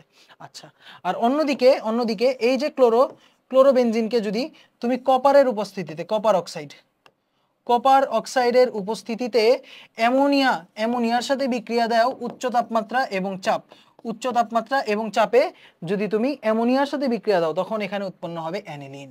তখন এখানে উৎপন্ন হবে কি, অ্যানিলিন বা অ্যামিনোবেনজিন, অ্যানিলিন উৎপন্ন হবে। ঠিক আছে, কপার অক্সাইড, কিউপ্রাস অক্সাইড এর সাথে উপস্থিতিতে অ্যামোনিয়ার সাথে যদি বিক্রিয়া দাও, তখন কি হবে, তোমার এটা উৎপন্ন হবে, এর সাথে কি HCl বাইর হয়ে যাবে, এই দুইটা বিক্রিয়া কিন্তু প্রতিস্থাপন, ভেরি ইম্পর্টেন্ট রিঅ্যাকশন। ঠিক আছে, ওকে। এখন এই রিঅ্যাকশন থেকেই আমরা কিন্তু অ্যারাইল হ্যালাইড শনাক্ত করতে পারি। কেমনে শনাক্ত করতে পারি, চলো একটু দেখি। এই যে ক্লোরোবেনজিন, একে তুমি যদি কিউপ্রাস অক্সাইডের উপস্থিতিতে উচ্চ তাপ দাও এবং অ্যামোনিয়ার সাথে বিক্রিয়া দাও এবং চাপ যদি বাড়ায় দাও, তখন আমাদের কি হবে, এখানে অ্যানিলিন উৎপন্ন হবে। কি উৎপন্ন হবে ভাই, অ্যানিলিন উৎপন্ন হবে। এবং এই অ্যানিলিনকে যদি তুমি KOH CHCl3, এটারে বলে কোব বিকারক। কি বলে ভাই, কোব বিকারক, মানে ওই যে কোলবে পড়ছিলাম না, কোলবে রিএজেন্ট। সো কোলবে বিকারকের সাথে যদি বিক্রিয়া দাও, তখন উৎপন্ন হবে তীব্র দুর্গন্ধযুক্ত আইসোসায়ানাইড। এটা কি বলে, তীব্র, এটা মনে রাখা লাগে, আসলে কিছু করার নাই, তীব্র দুর্গন্ধযুক্ত। এগুলি মেকানিজম আমি এককালে পড়ছিলাম আমার প্রাইম টাইমে, যুক্ত আইসোসায়ানাইড। ঠিক আছে, তীব্র দুর্গন্ধযুক্ত আইসোসায়ানাইড। এবং এই গন্ধ দেখেই কিন্তু আসলে আমরা বুঝতে পারি যে এটা হলো অ্যালকাইল হ্যালাইড ছিল। সো সবার আগে অ্যামোনিয়ার সাথে উত্তপ্ত করছি, কিউপার অক্সাইডের উপস্থিতিতে উৎপন্ন হয়েছে অ্যানিলিন। এরপর এই অ্যানিলিনকে পটাশিয়াম হাইড্রোক্সাইড এবং ক্লোরোফর্মের সাথে যদি যুক্ত করি, পটাশিয়াম হাইড্রোক্সাইড প্লাস ক্লোরোফর্মের সাথে যদি যুক্ত করি, উৎপন্ন হবে তীব্র দুর্গন্ধযুক্ত আইসোসায়ানাইড। এবং এই তীব্র দুর্গন্ধ থেকে আমরা কি করতে পারি, অ্যালকাইল হ্যালাইডে শনাক্ত করতে পারি। এবং এই যে কোবের বিক্রিয়াটা, এটা কিন্তু দুইটা শনাক্তকরণ, অ্যানিলিনেরও শনাক্তকরণ, আবার এই ক্লোরোবেনজিনেরও শনাক্তকরণ। সো এই বিক্রিয়াটা হলো অ্যানিলিনের শনাক্তকরণ, এটা হলো অ্যানিলিন শনাক্ত। আর অ্যানিলিন আমি কার থেকে উৎপন্ন করছি, ক্লোরোবেনজিন থেকে। সো এই দুইটা বিক্রিয়া একসাথে, এটা হলো আমাদের অ্যারাইল হ্যালাইড শনাক্ত।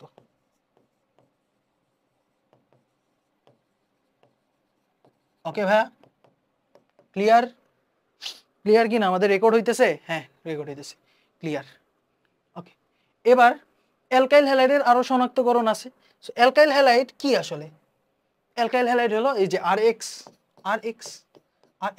সো কি হইতে পারে, সোডিয়াম হাইড্রোক্সাইডের দ্বারা কি হইতে পারে, রিপ্লেস হইতে পারে, তাই না?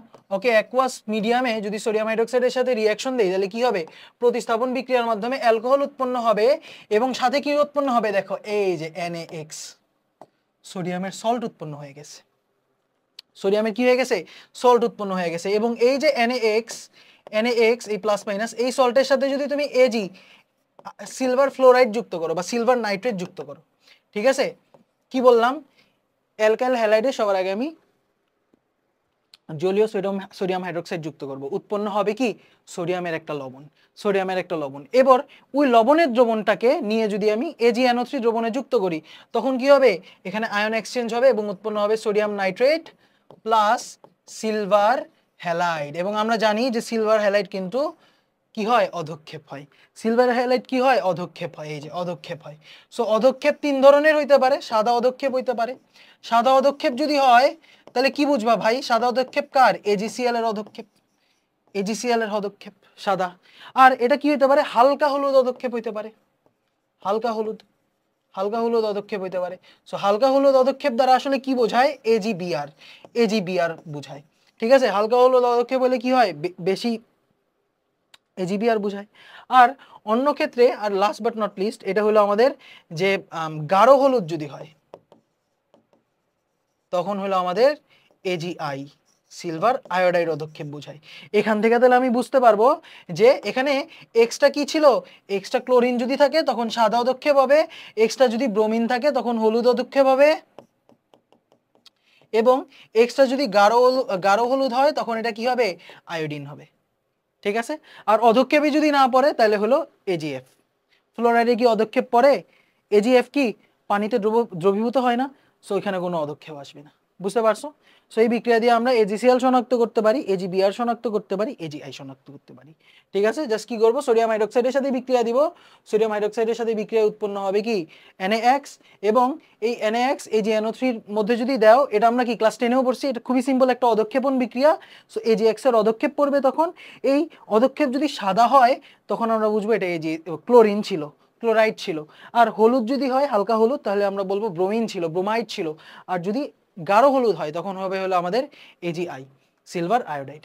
ওকে, মাথায় রাখতে পারবা, মাথায় রাখতে পারবা। এবার হ্যালোজেনের কিছু ব্যবহার, আমি তোমাকে কষ্ট দিব না। হ্যালোজেন কি হিসেবে ব্যবহার করা হয়, এই যে দ্রাবক রূপে ব্যবহার করা হয়। সবচেয়ে মোস্ট ইম্পর্টেন্ট যে দ্রাবকটা সেটা হলো আমাদের এই যে ড্রাই ওয়াশের তরল, ড্রাই ওয়াশ কই গেল, এই যে CCl4 ড্রাই ওয়াশিং তরল রূপে ব্যবহৃত হয়, ড্রাই ওয়াশিং তরল রূপে ব্যবহৃত হয়।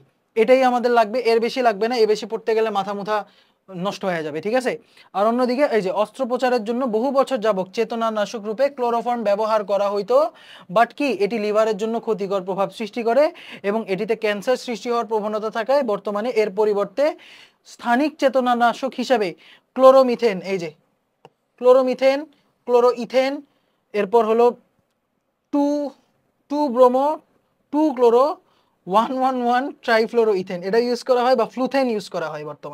বর্তমানে কি ইউজ করা হয় ভাই, ফ্লুথেন ইউজ করা হয়। এগুলি একটু চাইলে মনে রাখতে পারো। ঠিক আছে, আচ্ছা। আর অগ্নি নির্বাপক কোনগুলি ব্যবহার করা হয়, হ্যালোনস হলো আমাদের অগ্নি নির্বাপক, হ্যালোনস কি অগ্নি নির্বাপক। ঠিক আছে, আর হিমায়ক রূপে ব্যবহার করা হয় হলো ফ্রেয়ন। ঠিক আছে, হ্যালোন অগ্নি নির্বাপক, ফ্রেয়ন হলো হিমায়ক। ঠিক আছে, আর ড্রাই ওয়াশিং দ্রাবক হলো CCl4। আর আগে চেতনানাশক হিসেবে ইউজ করা হয়তো CCl3, বর্তমানে ইউজ করা হয় ফ্লুথেন। মনে রাখতে পারবা, জাস্ট এই 4টা লাইন মনে রাখলে হয়তো একটা MCQ তুমি পেয়েও যেতে পারো। ওকে, ঠিক আছে। এবার ক্লোরোফর্ম কি ছিল ভাইয়া, ক্লোরোফর্ম হলো আমাদের CHCl3, এটার আমরা কি বলি, ক্লোরোফর্ম বলি। CHCl3 এটা হলো আমাদের ক্লোরোফর্ম আমরা কিভাবে প্রস্তুত করি, ক্লোরোফর্মের প্রস্তুতি যদি বলি আমরা, যে মিথেনকে সূর্যালোকের উপস্থিতিতে তিনবার মানে এটা অ্যাকচুয়ালি কন্ট্রোলড ক্লোরিনেশন, আমি কন্ট্রোল করতেছি। সো কন্ট্রোলড ক্লোরিনেশনে পাবা হলো CHCl3 প্লাস 3HCl। ঠিক আছে, CH3L3 প্লাস কত 3HCl, এটা হলো আমাদের প্রস্তুতি ক্লোরিন। এখন ক্লোরোফর্মের সংরক্ষণ কিসে করা হয় জানো, বাদামি বর্ণের কন্টেইনারে, তাই না, বাদামি বর্ণের পাত্রে, এবং এখানে এয়ার টাইট ভাবে সংরক্ষণ করা হয়। কিভাবে সংরক্ষণ করা হয়, বাদামি বর্ণের পাত্রে এয়ার টাইট হিসেবে সংরক্ষণ করা হয়। এয়ার টাইট মানে কি, যে সিল করে, বা O2 এর অনুপস্থিতিতে সংরক্ষণ করা হয়। ঠিক আছে, কি করা হয়, ক্লোরোফর্মকে বাদামি বর্ণের পাত্রে সংরক্ষণ করা হয়, কারণ সূর্যালোকের উপস্থিতিতে এবং অক্সিজেন যদি থাকে তখন ক্লোরোফর্ম থেকে বিষাক্ত ফসজিন গ্যাস উৎপন্ন হয়। এই যে যদি সূর্যালোক থাকে এবং আমাদের অক্সিজেন উপস্থিতি থাকে, তখন অনেক সহজে ফসজিন গ্যাস COCl2, এটার আমরা খুবই ভয়াবহ ফসজিন গ্যাস উৎপন্ন হয়। কি উৎপন্ন হয়, ফসজিন গ্যাস উৎপন্ন হয়। অক্সিজেনের উপস্থিতিতে, সূর্যালোকের উপস্থিতিতে অক্সিজেনের সাথে বিক্রিয়া করে ফেলে এবং উৎপন্ন করে বিষাক্ত ফসজিন গ্যাস। এই বিষাক্ত ফসজিন গ্যাস এই কারণে বলা হয় যে অনেক দিন পর ক্লোরোফর্মের পাত্র খুলে যদি শ্বাস নাও, ঠাস করে পড়ে যাবা। ঠিক আছে, মানে হয়তো অক্সিজেন আছে, কে জানে, অক্সিজেন থাকলেও থাকতে পারে, ফলে কি বিক্রিয়া হয়ে ফসজিন গ্যাস উৎপন্ন হয়ে যেতে পারে এবং ক্ষতিকর। সো এখন কথা হলো এই ফসজিন গ্যাস কিভাবে দূর করব, ফসজিন গ্যাস দূর, এটা আমরা করি হলো তোমার ইথানল যুক্ত করে দিই। ঠিক আছে, সো কি হবে, এই যে ফসজিন গ্যাস COCl2 এর সাথে আমি কি করব, ইথানল যোগ করে দিব। So CH3 CH2OH। সো ইথানলটা কি করবে জানো, ইথানলটা এই কার্বন এই CO কে নিয়ে নিবে, ইথানল কি করবে এই CO কে নিয়ে নিবে আর এই ও সাথে মিলা হয়ে যাবে কার্বনেট, উৎপন্ন করবে CH3 CH2 2CO3, basically ethyl carbonate, এটা আমরা কি বলি ethyl carbonate, carbonate ethyl carbonate উৎপন্ন করবে এবং আমাদের ফসজিন গ্যাসটারে কি করে ফেলবে দূর করে ফেলবে, ঠিক আছে।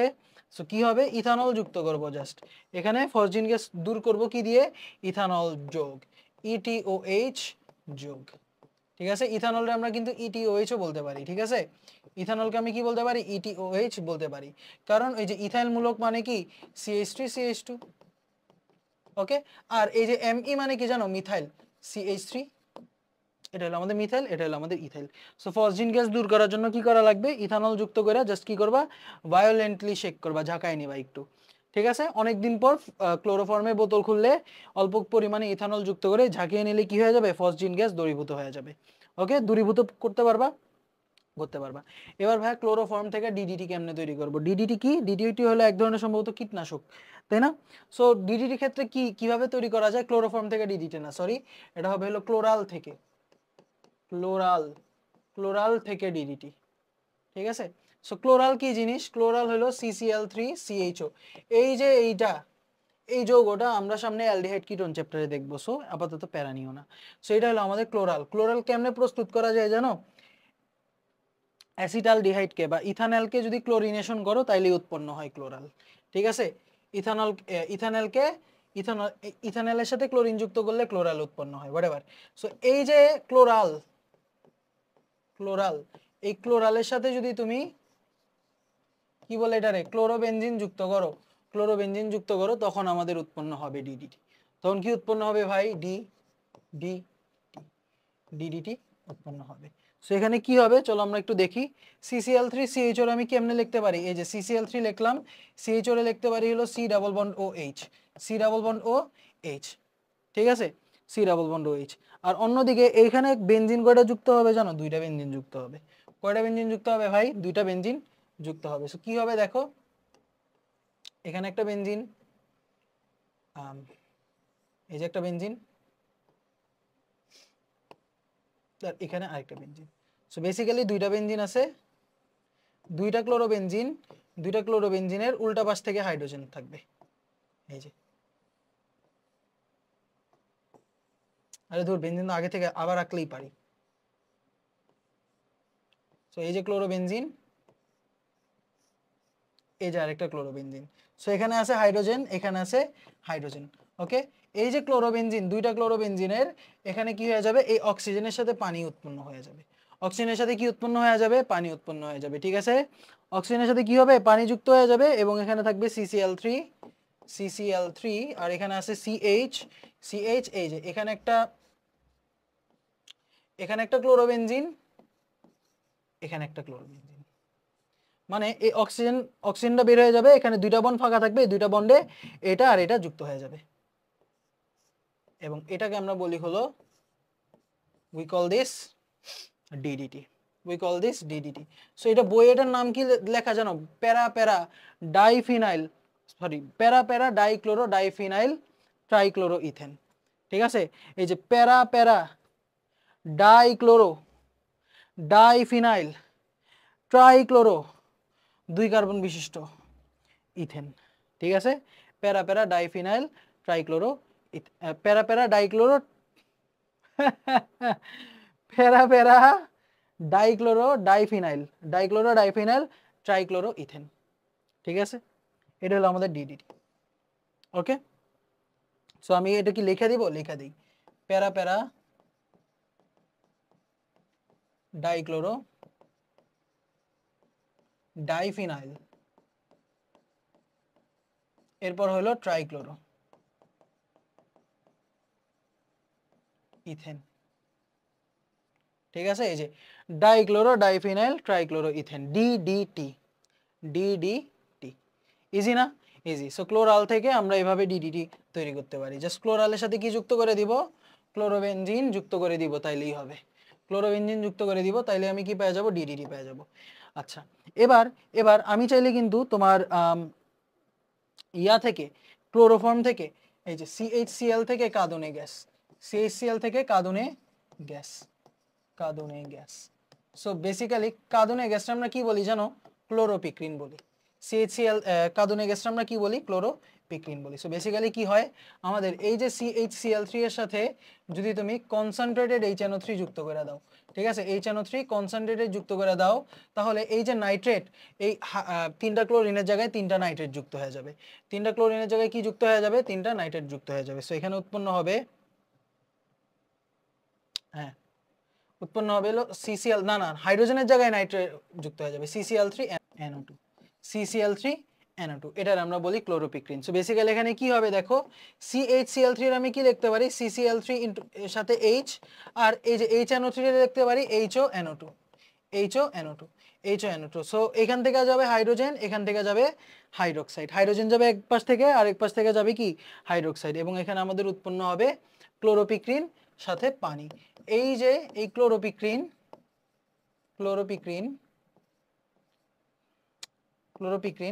এটাকে আমরা বলি হলো কাঁদুনে গ্যাস, কাঁদুনে গ্যাস, ঠিক আছে, কাঁদুনে গ্যাস, ক্লোরোপিক্রিন বা কি বলি কাঁদুনে গ্যাস। সো এবার আমরা একটু হালকা প্র্যাকটিস করে ফেলি, চলো এখন আমরা পুরো চ্যাপ্টারটা এখন কোয়েশ্চেনের মাধ্যমে প্র্যাকটিস করব। সো চলো শুরু করি আমরা। এই যে CaC2 ক্যালসিয়াম কার্বাইড এর সাথে যখন পানি যুক্ত করলাম তখন উৎপন্ন হলো A, এই হ্যাঁ পানি যুক্ত করলাম তখন উৎপন্ন হলো A। এই A কে যখন আমি আয়রন নলের মধ্যে দিয়ে 450 ডিগ্রি সেলসিয়াস তাপমাত্রার মধ্যে নিয়ে গেলাম তখন আমি পেলাম হলো B।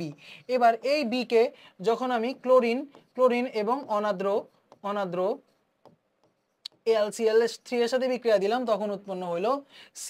এবার এই C এর ক্ষেত্রে আমি দুইটা কাজ করব। এই C এর ক্ষেত্রে আমি কি করব ভাই? দুইটা কাজ করব। এই C কে এখন আমি ইয়ার সাথে বিক্রিয়া দিব, কি বলে এটারে,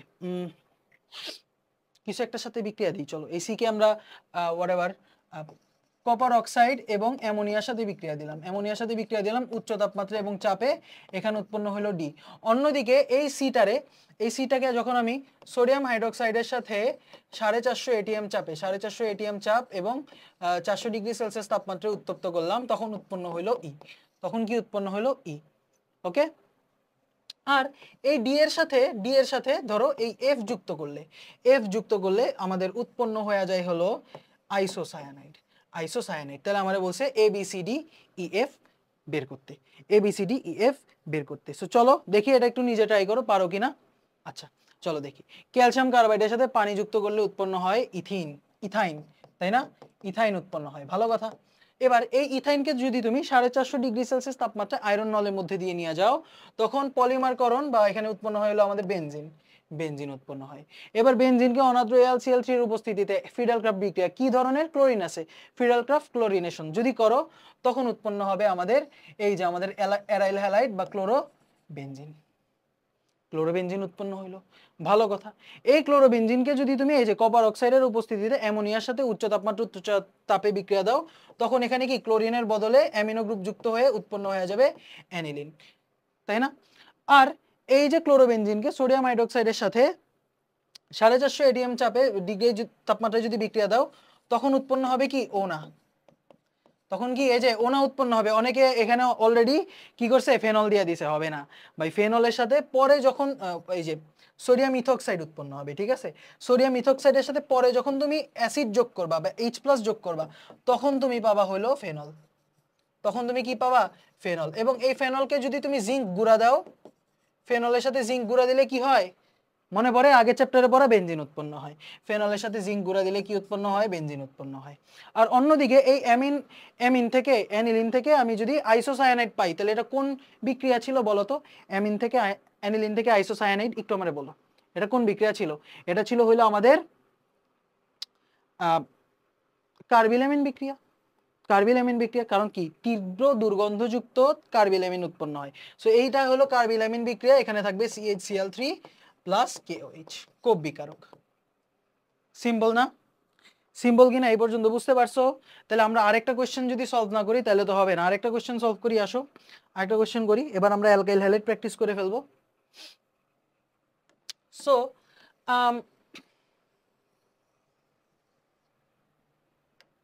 হ্যাঁ এবার আরেকটা সিম্পল কোশ্চেন বললাম, বললো যে এই যে CH3 এই যে C, এটা হলো আমাদের একটা না, হ্যাঁ হ্যালাইড, হ্যালাইড যুক্ত আছে, ঠিক আছে। এখানে আমি যদি সোডিয়াম হাইড্রোক্সাইড যুক্ত করি তখন আমাদের একটা যৌগ উৎপন্ন হবে, এ উৎপন্ন হবে, ঠিক আছে। সো আমাকে বলছে 1 নম্বর কোশ্চেন যে এই এটা কি, এই এটা আসলে কি, এবং 2 নম্বর বলছে যে এখানে মেকানিজমটা কি হবে, মেকানিজমটা কি, মেকানিজমটা কি। সো এখানে আমি দেখতেই পারতাছি এটা হলো আমাদের 3 degree halide, 3 degree halide. So এখানে কি এই মেকানিজমটা হবে হলো SN1 মেকানিজম, তাই না।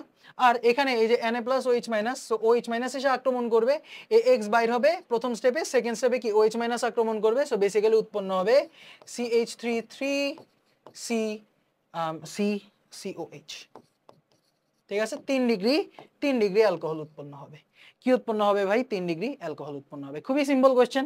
এরপরে এরকম আমরা আরো করতে পারি ভাই, আমার মন চাইলে আমি সারাদিন তোমার এই কোশ্চেন করাইতে পারবো সলভ। সো আরেকটা কোশ্চেন করাই, দেখি এই চ্যাপ্টারের কোশ্চেনগুলি আমরা একটু ইনক্লুড করার ট্রাই করি। আসো, আমাকে এখানে দিয়ে দিছে CH3CH ডাবল বন্ড CH2, ঠিক আছে। এর সাথে আমি কি করলাম, HX যুক্ত করলাম। HX যুক্ত করলে আমার উৎপন্ন হলো A, ওকে। HX যুক্ত করলে উৎপন্ন হইলো কি A, এবং এর সাথে সোডিয়াম হাইড্রোক্সাইড যুক্ত করলে উৎপন্ন হইলো একটা অ্যালকোহল উৎপন্ন হইলো আর একটা কি উৎপন্ন হইলো, আর একটা ধরো বি উৎপন্ন হইলো, ঠিক আছে। অ্যালকোহল উৎপন্ন হইলো, সাথে কি উৎপন্ন হইলো, বি উৎপন্ন হইলো। এবং এই যে বিকে যখন আমি সিলভার নাইট্রেটের সাথে যুক্ত করলাম, তখন আমার উৎপন্ন হইলো আসলে সাদা না, হালকা হলুদ অধক্ষেপ।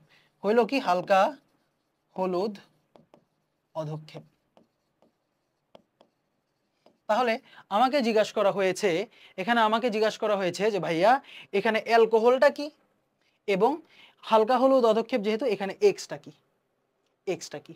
সো অধক্ষেপে কি কি, এই দুইটা জিনিস চাইছে তোমাকে, ঠিক আছে। সো চলো দেখি, এই যে H plus X minus, so এটা কি, এটা একটা এখানে পাই বন্ধন আছে, সো পাই বন্ধন ভেঙে যাবে। পাই বন্ধন ভেঙে গিয়ে কি হবে, মার্কোনিকভ নীতি মেনে চলবে, কারণ যেখানে হাইড্রোজেন বেশি সেখানে হাইড্রোজেন যুক্ত হবে, সো এখানে উৎপন্ন হবে CH3CH। এই যে যেখানে হাইড্রোজেন বেশি, সো দুইটা ছিল, এখানে এখন হয়ে যাবে 3টা হাইড্রোজেন, আর এখানে হ্যালোজেন যুক্ত হয়ে যাবে, ঠিক আছে। হ্যালোজেন যুক্ত হয়ে গেছে।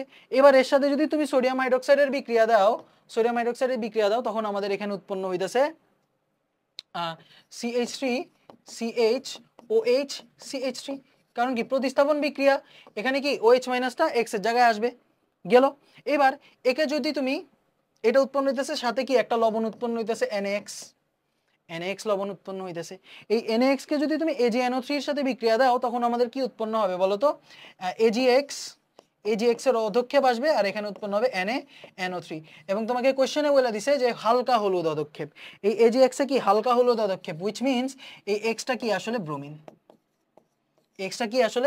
বুঝতে পারছো? এরকম অ্যানালিটিক্যাল থিঙ্কিং এর কোশ্চেন আমরা চাইলে সলভ করতে পারি, ওকে। আচ্ছা, এরপর আরেকটা দেই, এবার আমি একটু অ্যারোমেটিক থেকে একটা কোশ্চেন দিলাম, ওকে। সো আমাকে এখানে দিয়ে রাখছে বেনজিন,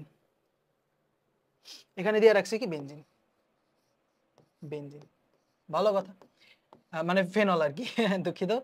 এর সাথে যদি PCl5 এর রিঅ্যাকশন করি, তখন আমার উৎপন্ন হইলো এ উৎপন্ন হইলো, ঠিক আছে। এরপর এই এটাকে কিউ প্লাস না, হ্যাঁ দেওয়া যেতে পারে, হ্যাঁ এ উৎপন্ন হয়েছে, ভালো কথা। এই এটাকে আমি এখন কিউপ্রাস অক্সাইডের উপস্থিতিতে অ্যামোনিয়ার সাথে যদি উত্তপ্ত করি, তখন আমি পাইলাম বি,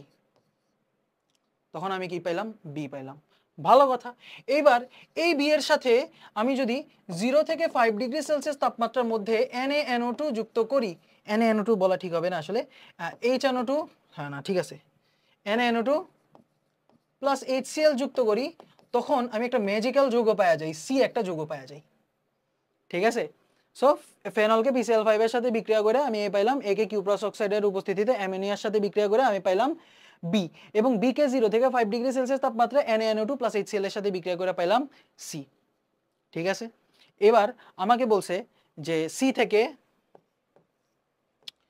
থেকে তোমাকে আবার সি থেকে ধরো আমি সি থেকে এবার ব্যাক আসতে চাইতেছি, সি থেকে এমন একটা যৌগ আছে ডি, যদি যুক্ত করি তখন আমি আবার এই আগের ফেনলে ব্যাক এসে পড়বো। এটা গেল। এবার এই সি এর সাথে যদি আমি আরো আরো কিছু কাহিনী করতে চাচ্ছি, অন্যায় করতে চাচ্ছি এই সি এর সাথে, সো এই যে এই সি এর সাথে তোমার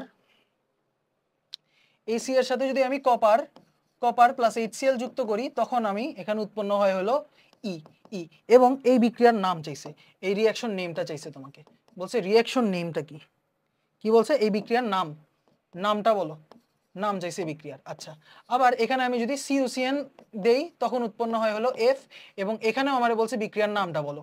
এবার CuCN এর জায়গায় HbF4 যদি দেই তখনও একটা G উৎপন্ন হয়, আমারে বলছে এই বিক্রিয়াটারও নাম বলো।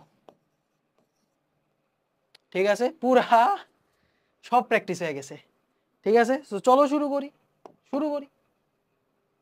OH এর সাথে BCl5 এর বিক্রিয়া হলে উৎপন্ন হবে কি ক্লোরোবেনজিন। আচ্ছা, এখানে আর কি কি দিতে পারতো, এখানে দিতে পারতো SOCl2 দিতে পারতো, অথবা আমাকে এখানে এটাও দিতে পারতো PCl3 দিতে পারতো, তাই না? সো এখানে উৎপন্ন হলো ক্লোরোবেনজিন। এবার ক্লোরোবেনজিনকে কিউ প্লাস অক্সাইডের উপস্থিতিতে অ্যামোনিয়ার সাথে উত্তপ্ত করলে কি পাবো, ক্লোরিনের জায়গায় উৎপন্ন হয়ে যাবে অ্যানিলিন। ঠিক আছে, এবার এই অ্যানিলিনকে 0 থেকে 5 ডিগ্রি সেলসিয়াস তাপমাত্রায় NaNO2 প্লাস HCl এর সাথে বিক্রিয়া দিলে কি উৎপন্ন হয়, ডায়াজোনিয়াম সল্ট উৎপন্ন হয়। দেখি রেকর্ড হতেছে, হ্যাঁ ডায়াজোনিয়াম সল্ট উৎপন্ন হয়। সো উৎপন্ন হয়ে গেল কত, এই যে N2 plus Cl minus diazonium salt উৎপন্ন হলো। এবার এই ডায়াজোনিয়ামের সাথে কপার ধাতু প্লাস HCl দিলে কি হবে, এখানে নাইট্রোজেনটা বের হয়ে যাবে এবং উৎপন্ন হবে আমাদের ক্লোরোবেনজিন। এখানেও হ্যাঁ ক্লোরোবেনজিন উৎপন্ন হবে। সো এখানে দেখো সরাসরি ধাতু যুক্ত করা হয়েছে, তাহলে এই বিক্রিয়ার নাম কি হবে, গ্যাটারম্যান রিঅ্যাকশন, তাই না? গ্যাটারম্যান রিঅ্যাকশনে সরাসরি ধাতু থাকে। আর তোমার CuCN যদি যুক্ত করি তখন উৎপন্ন হবে সায়ানোবেনজিন বা বেনজিন কার্বোনাইট্রালও বলে। সো সায়ানোবেনজিন যদি উৎপন্ন হয় এক্ষেত্রে বিক্রিয়ার নামটা কি হবে, স্যান্ডমেয়ার হবে। কেন?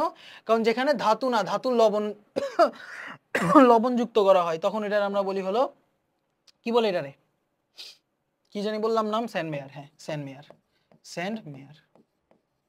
আচ্ছা, এরপর এই যে N2Cl এর সাথে HbF4 কে যদি উত্তপ্ত করি তখন আমাদের উৎপন্ন হয় ফ্লোরোবেনজিন উৎপন্ন হয়। এবং এই ফ্লোরোবেনজিন উৎপন্ন হওয়ার এই বিক্রিয়াটারে আমরা কি বলি, বালস স্কিমেন।